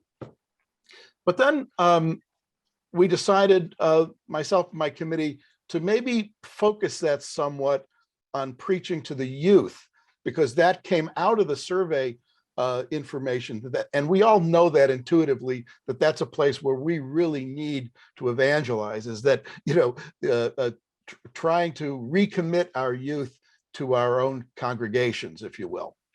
But then as we further thought about that over several years, this project evolved into, no, let's go back to, the base. Let's go back to where we teach individuals how to preach and how to prepare, because there we can make an impact as opposed to simply reporting what we probably already know. So I think that was a material difference, and that is essentially where we ended up with this particular dissertation. And I will say, even though this is focused on or addressed to bishops in the United States, Catholic bishops in the US, there is a lot of information about the early church, which I think would be very interesting to any reader. And then the training issues and homiletics that are discussed would also, I think, be a very broad interest. Here's how I thought about organizing this process. This is not a linear approach. This is not A leads to B, leads to C, leads to D. Here's our outcome. It's really quite different than that. It's more of a Gestalt kind of approach. That is, how do I get to the core of this examination? And that is, produce a document that I can call best practices. Well, first, I need to understand the history of the Roman diaconate. Second, I need to understand where Christian preaching came from in the early days, because there is no way in 150 or 60 pages that I could capture the broad scope of preaching in the worldwide Christian churches, because we have the early sort of, I'll call it patriarchal preaching of the first 3 centuries, and then there was a long period where not a lot is reported about Christian preaching, and then we have this explosion in 500-600 years ago in this real amazing change and fulfillment, if you will, of preaching in various churches and various denominations. It would be impossible to capture that. I did look at one survey of Christian preaching, and it was 7 volumes long and probably 4,000 or 5,000 pages, something like that. And so quickly I decided to be very focused on the early preaching, because I'm trying to make a connection in this work between the early days of the diaconate, which are very well described in Timothy, for example, in the appointment of 7 men. And there's very early history of diaconal preaching as well. And I was perhaps grinding a little bit of an axe there, because there is a debate in the church today about what's the proper role of deacons. Now, deacons in the Catholic Church are a little different than in other denominations. Deacons are considered part of the clergy. We are ordained for service in the church. And as a result, we have a variety of different missions: service at the altar, service of the word, which would include preaching, and then service to the poor and corporal works of mercy, if you will. I then wanted to add to that a growing picture, a study of homiletics, and that is how people teach homiletics in the United States, both at the diocesan level and at the university level. Finally, the research part of it, which was that left-hand piece, is current practices in the United States. And I'll talk about how I got to that.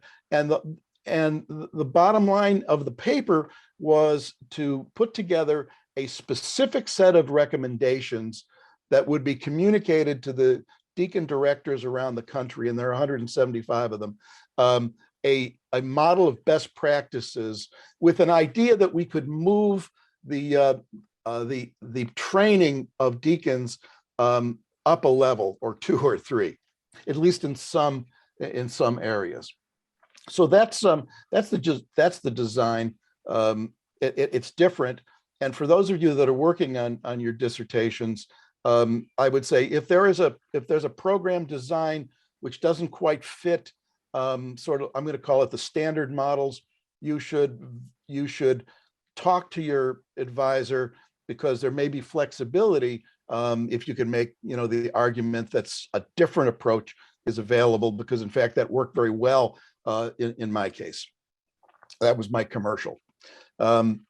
The project first looked at the history of the diaconate going back to the beginning as described in Timothy, tracing the evolution of deacons' ministry, including preaching over time. Included in this is this history of the diminution of the diaconate during and after the monastic period. The deacons were very, very prominent and very important, particularly in the early years. In Rome, for example, there were 7 deacons, always 7, and each of them had an administrative role, and in some cases had a pecuniary role of holding the assets of the local church and distributing them, etc. And then the diaconate was slowly but surely consumed or assumed into the priesthood. So the priesthood held both the title of deacon and priest, and was a deacon for a year before becoming a priest. And then the role was just sort of blended into that. And the order of deacon as a separate and distinct order was reasserted during Vatican II, although the work on this began maybe 100 years before that. The Kerman Roman clergy is bishop, priest, deacon in that order, each of which have each different callings, if you will, and there's some overlap, obviously, between those three. I then explored early Christian liturgical preaching, which of course began, and I'm thinking about worship experiences, not evangelical preaching. And in other words, I'm not so much focused on what Paul might have said, on the Hill of Mars. I'm more interested in those local gatherings on Sunday afternoons when early Christians would gather for a meal, for Eucharist, and would share letters from the apostles, or would share faith commentary, etc. And so I looked at that as that grew in power and influence into the golden age, which was probably 300 to 400 years after that. And as I said earlier, I did not attempt to cover the entire scope and history of Christian preaching. That would be impossible. And very few writers have tried to do that, because it is so rich, but so diverse, and the scope is so wide, it's almost impossible. So one has to be very focused. So my focus here was early Christian liturgical preaching, and wanting to make this connection between deacons and their ministry of preaching the word. And again, in some sense, I'm grinding an axe within the Catholic Church as priests and deacons struggle with their relative roles, and with the priestly class falling in terms of numbers. More and more duties have gone to deacons, and so it's an issue for our church, certainly here. I then moved to the study of rhetoric, and I was reminded that when we preach, we are attempting to persuade. And so anytime one steps to the pulpit, right, anytime, Catholic or any other, no matter what denomination you're preaching for or to, you are always trying to persuade someone, broadly speaking, persuade someone to grow in the faith of Jesus Christ. So I spent a fair amount of time going way back to Aristotle and other rhetoricians to understand at least the basics of rhetoric, because one of my theses, which I didn't articulate in my proposal, but one of the things I had in my mind was that we don't adequately teach the art of persuasion. You get somebody like St. John Chrysostom or St. Augustine of Hippo, who were very persuasive. St. Paul, extremely, we didn't get the growth of these little churches all throughout Turkey and Greece and the Middle East because our early preachers weren't persuasive. It was quite the opposite. And so one of the things I wanted to bring focus to in my recommendations was this idea that we need to teach people how to persuade, how to sell an idea. Sometimes it sounds a little too commercial to say it that way, but aren't we really, and every time we approach an audience in a liturgical setting, aren't we selling something that happens to be the salvation of Jesus Christ and redemption, etc.? But that's what we're trying to persuade. So the research phase, as I've underlined, is undergirded by the scope of historical practice in liturgical preaching, the deacon's role throughout history, and the use of the tools of homiletics, including rhetorical tools, in the crafting of the modern homily.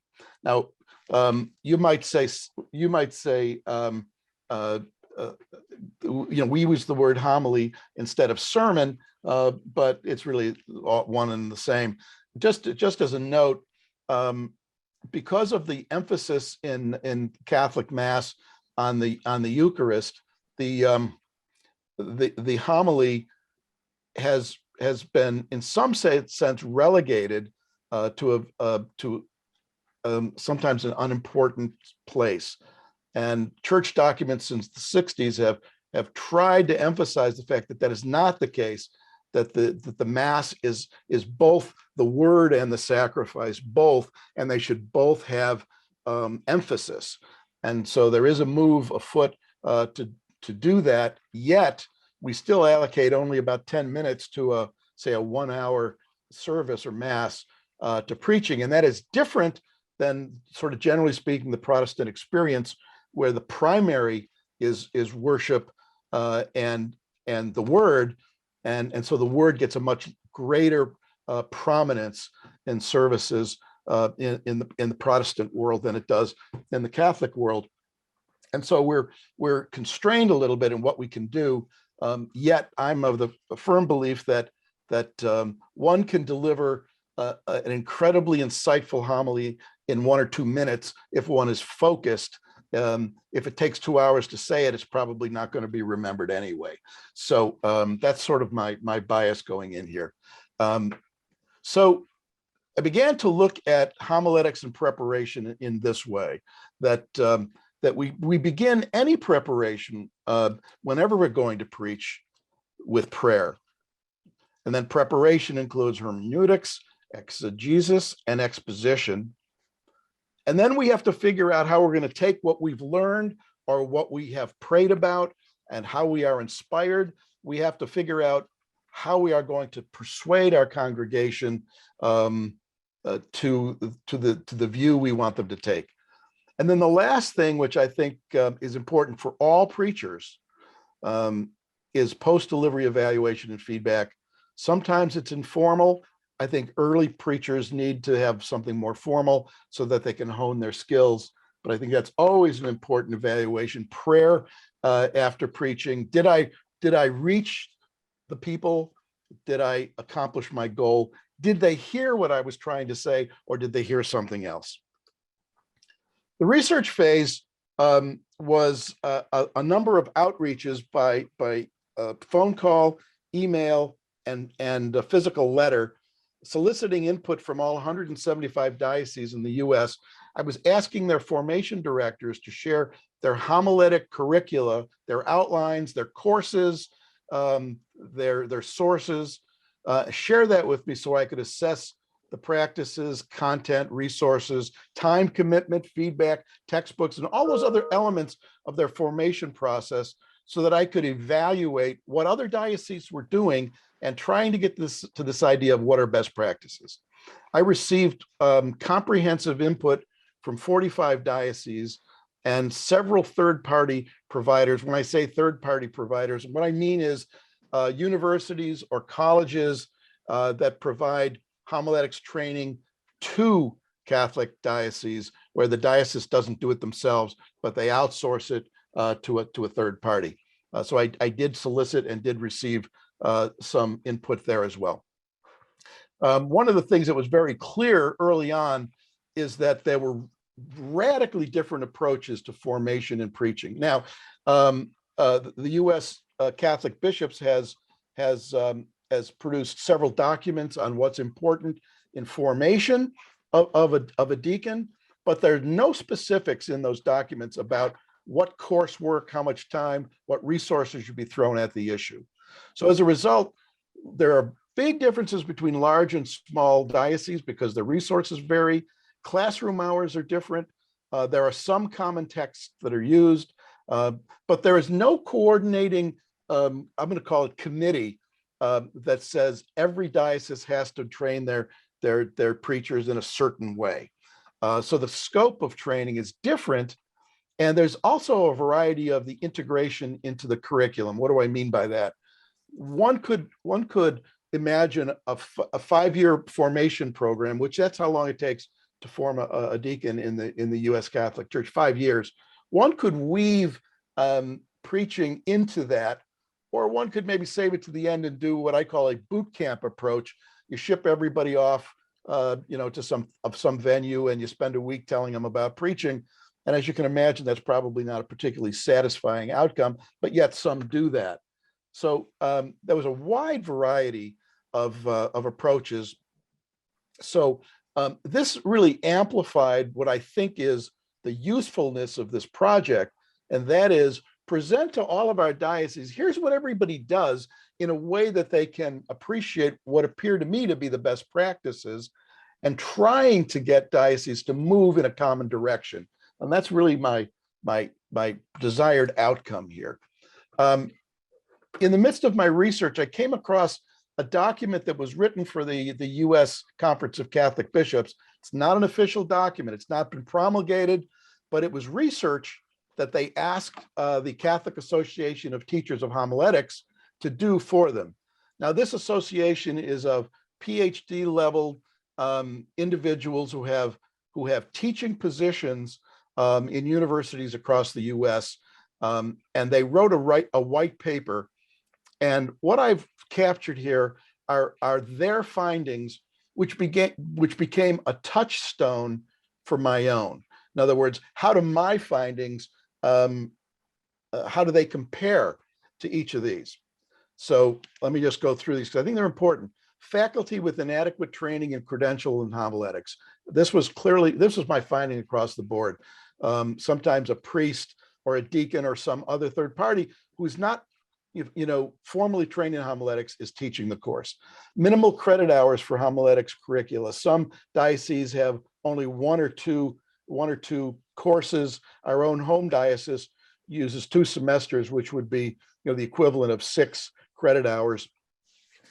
3, insufficient emphasis on preaching as the incarnational encounter or a holy dialogue and a source of renewal and growth for the community and the preacher.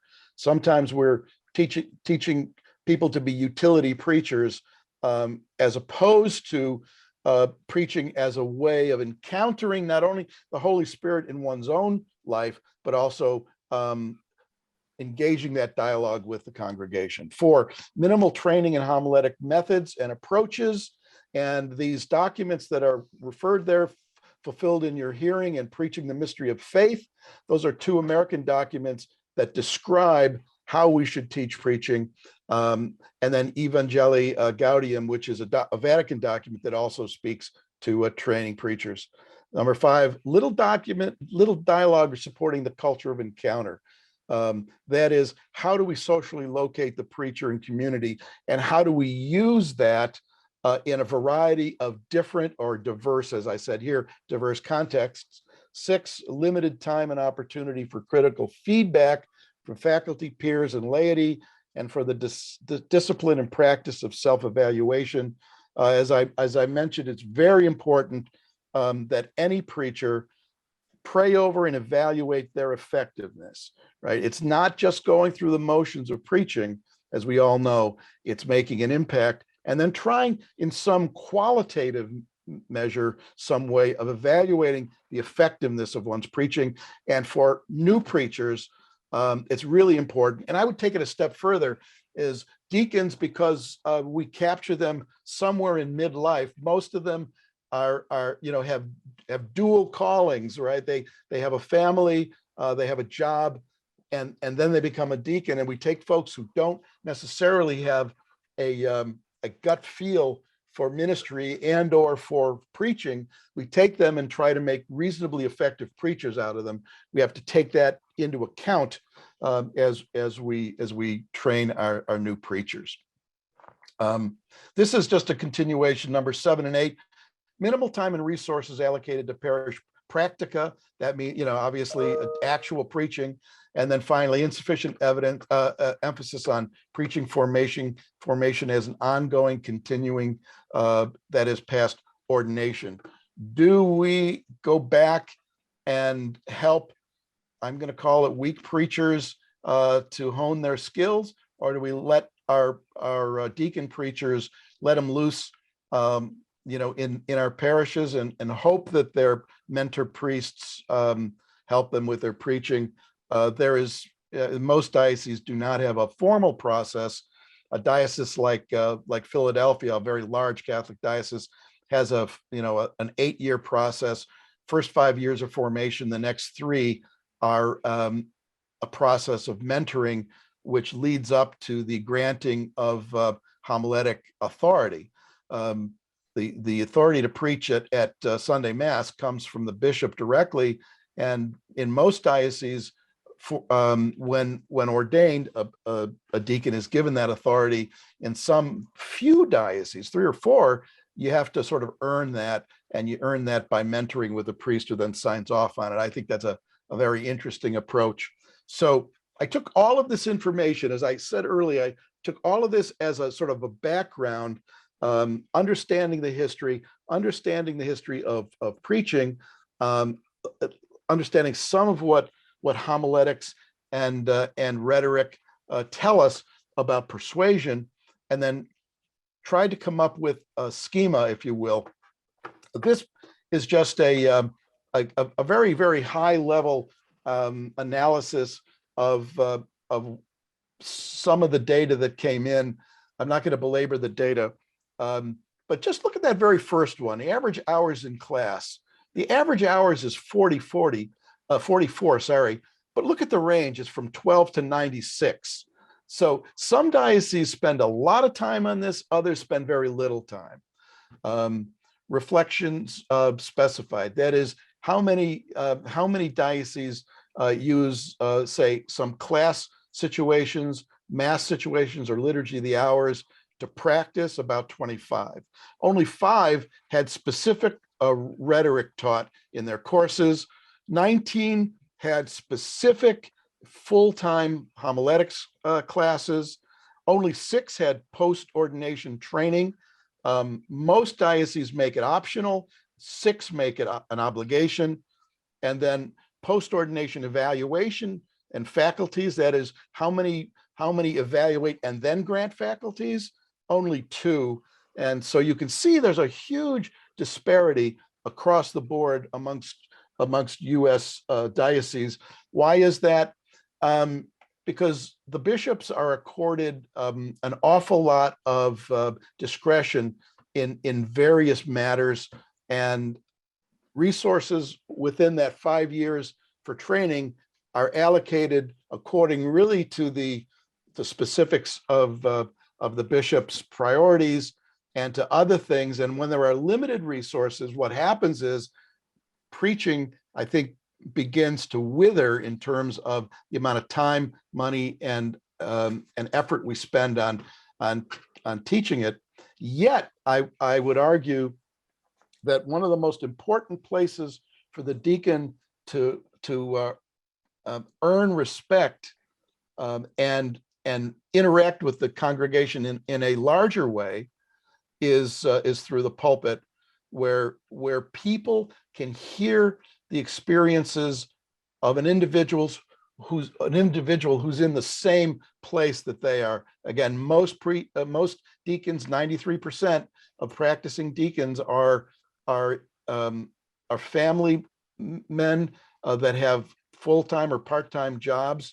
So very few are single, except if their spouse has passed. So when a deacon comes to the pulpit in a Catholic church, they can share their experience as married persons having children, in a way that, and this is not to degrade at all the preaching of celibate priests, but I think it adds a certain richness that our Protestant brothers and sisters bring to the pulpit that the celibate priesthood might have more difficulty. So there is a real need and place, I think, in today's church, given all that's taken place over the last 30 or 40 years, not going to grind that axe today, that we have people who can stand up in front of the pulpit and say, I'm just like you. I've been called to serve, and one of the ways I serve is to preach the word of God in this venue.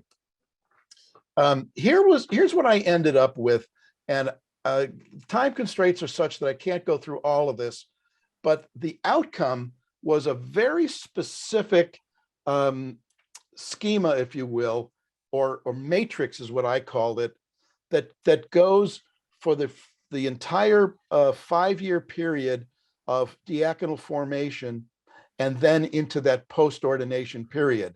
So in each year, I have homiletics courses that are put. So you'll, for example, you'll see that in year one, the upper left homiletics course, Preaching the Word, Introduction to Homiletics, Homiletics 2. So in the first 3 years, I've already recommended strongly that we have homiletics in each and every year, that we teach the main themes, as you can see, give you an idea of how that's going to fit with the rest of the curriculum. Should we be preaching and where? So for example, you'll see in year one under reflections that I'm suggesting that we allow deacon candidates to preach during the Liturgy of the Hours, to do 3 to 5 minute reflections, and that they be evaluated informally in the first year. But you'll notice that in the second year, evaluations become written critiques and feedback. In the third year, video recorded formal feedback and evaluation by both instructors and peers. And so you can also see under other material in the third year, we've now introduced hermeneutics, interpretation and biblical criticism, etc. And then in the out years, years 4, 5, etc., you'll notice that in year 4, I've introduced rhetoric and oration. Year 5, liturgical norms. That is, what does the Catholic deacon need to understand about the particulars of preaching at a Catholic Mass, because there are some. And then other preaching, oops, sorry, I went backwards, excuse me. Preaching at other venues, funerals, weddings, etc. And then I want to go all the way to the bottom, and you'll see that there's a 3-year milestone, preaching seminar to continue to grow. This is not discretionary. This is mandatory, that we provide new deacons with additional training, because my view is it's not enough what we do in formation, that we evaluate new church documents and resources, and we provide periodic evaluation. We sometimes have meetings called convocation, which is where the deacons get together on an annual basis. So there are venues in which we could do this. So the long and the short of it is, I've gone in this project from what do I need to understand about the history of preaching in the church and the history of the diaconate, and what we know about homiletics and rhetoric and rhetorical skill. Given all of that knowledge and all of that background, what are we currently doing in Catholic dioceses, and where are the best practices, and how can we format a recommended change that will try to draw together closer the various dioceses in the country? Now, the problem, of course, is that this is all voluntary.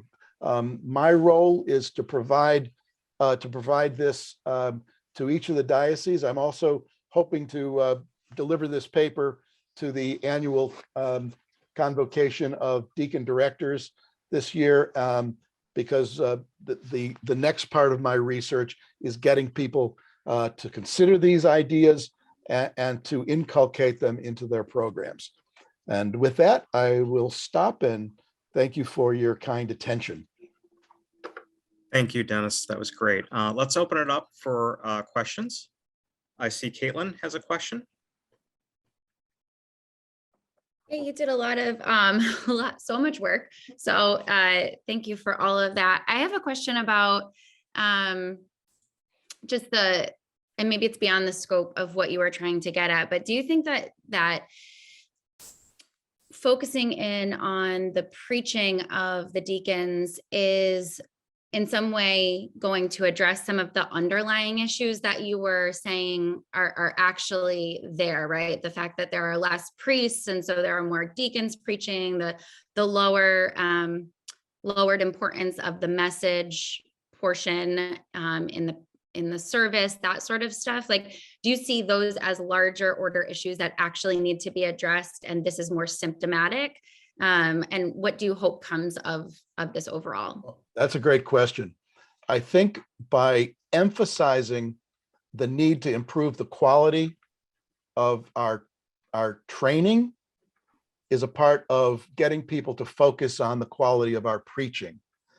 And, you know, I can cite dozens of references from the Vatican that say, guys, we have to improve, right? And so part of my goal is to improve preaching. And if we are better preachers, then the congregations will give us more opportunity. You know, if I think of preaching as something you simply have to do because I got 5 minutes to fill in a mass, and I'm just going to do a cursory, you know, non-prayerful. I'm not saying people do this, but if it gets to that point, then Catholics decide they want to go elsewhere. Let me give you one fact. When you ask Catholics why they choose one parish or another, forget why they choose one denomination or another, but just within Catholicism, why do you go to this church or that church? 60% will say that they go there because the preaching is better or worse. 60%. Catholics are hungry for a message that helps them understand their place in the world, you know, in the context of Jesus Christ. They are hungry for that. One of the things I made a big to-do about that I didn't write in this paper, I was convinced not to go down this rabbit hole, and my advisor kept calling. I have this tendency to say, oh, that's interesting, and go down that road. Something I call liturgical economy. And it's part of a symptom, or maybe the process that gives us a symptom. In a Catholic parish, you don't have a choice of your preachers, right? The bishop appoints your priest and appoints your deacon. And I'm not trying not to be pejorative here, but you're sort of stuck with them. If you're in a congregation, as I understand it, and your committee of elders, right, with the input from your congregation, chooses your pastor based in part on their preaching abilities, right? Their job is dependent upon their ability to deliver the word effectively, right, in a way that particular congregation can get its hands around. That's different. So now what you have is you have almost a meritocracy, right? The better preachers get better jobs. If you're a very poor preacher and you're not a great minister, you might not be able to get a ministerial position in a congregation. So you see the difference there? There's an incentive system in I think particularly to Protestantism that can lift up excellent preachers. We have excellent preachers in the Catholic Church, but the dynamic at the parish level is different. You know, if I have a bad preacher, I'm stuck with them for 6 years. You know, I can't vote him out. So that just is it's an underlying dynamic that I think makes it important. Anyway. All right, we have a few more questions. We're going to go a little bit long. I hope that's okay, but just try to keep your questions brief. Craig, saw your hand up next.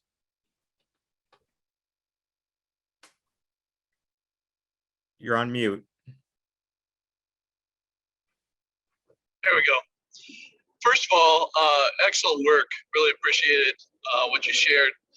You touched on a couple times the importance of a feedback loop, kind of a way to help especially inexperienced preachers develop their skills. And you mentioned convocation is one place where some of that can take place, but I'm just curious if you had some other specific ideas of how to have some kind of feedback loop after ordination.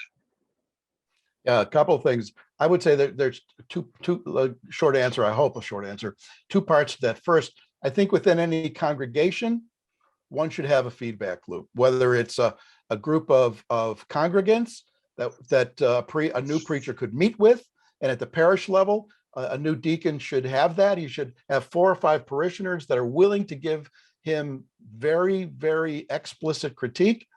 And at the parish level, at the diocesan level, I think we should be using our mentor priests or our pastors, because every deacon has as a supervisor the priest in the parish.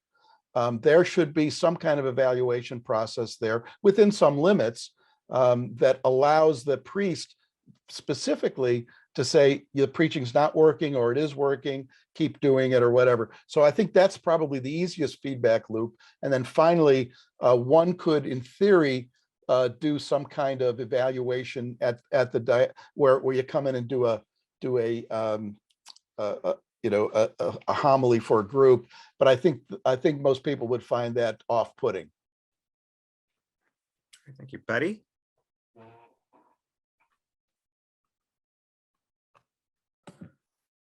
Dr. Slohouse, that was an excellent presentation, and thank you so very much. My question, first of all, I just want to say I'm really excited for you that this is a project that you are, specifically going to move forward in your tradition, so that it's something that can be utilized hopefully by the church. And I just wanted to ask you, how is it that you see this type of research? I think in your earlier presentation, you talked about young people, and I'm thinking about, of course, I agree with you, the dynamics of preaching and how this might help to bring young people, young adults back to the local congregations. Yeah, that's a great question. One of the things I mentioned very briefly was understanding your social location, right? Understanding who you're preaching to. I can give you multiple examples of preachers who gave generic homilies or generic. You probably have this in your own traditions, where they give these homilies that don't appear to address who they're actually speaking to. Quick example. Once saw a homily given at a children's mass that I doubt there was a child in the place that could understand it, because it was very theological in nature, right? So to me, the learning is, if you're talking to 17-year-olds, you're going to have to understand, how they see you, meaning the preacher, and that applies to any preacher, and B, how you're going to say what you're going to say to them that's going to be relevant. One of the things that I learned when I did a whole series of interviews of groups of teenagers. One of the things they said almost universally was, make it relevant, make it useful. That was a word that sort of hung us up when we were talking about what to call this. But make your preaching useful to me, right? Which is another way of saying it doesn't connect to me. So particularly, if I'm preaching to 60 and 70-year-old Catholics, they've been hearing this stuff for years, and I can speak that language because I'm one of those, right? But if I'm talking to 20-year-olds or newly married 30-year-olds, I got to take a different approach. I have to understand my audience so that I can tailor my message to that audience. And always understanding that no matter what I do, for them, I'm going to be a 68-year-old with gray hair, right? So I have to diffuse that a little bit. And sometimes we use humor to do that, but you also have to find a hook to connect with them. Very good. All right, we have just a couple minutes left. Michael, then Lisa.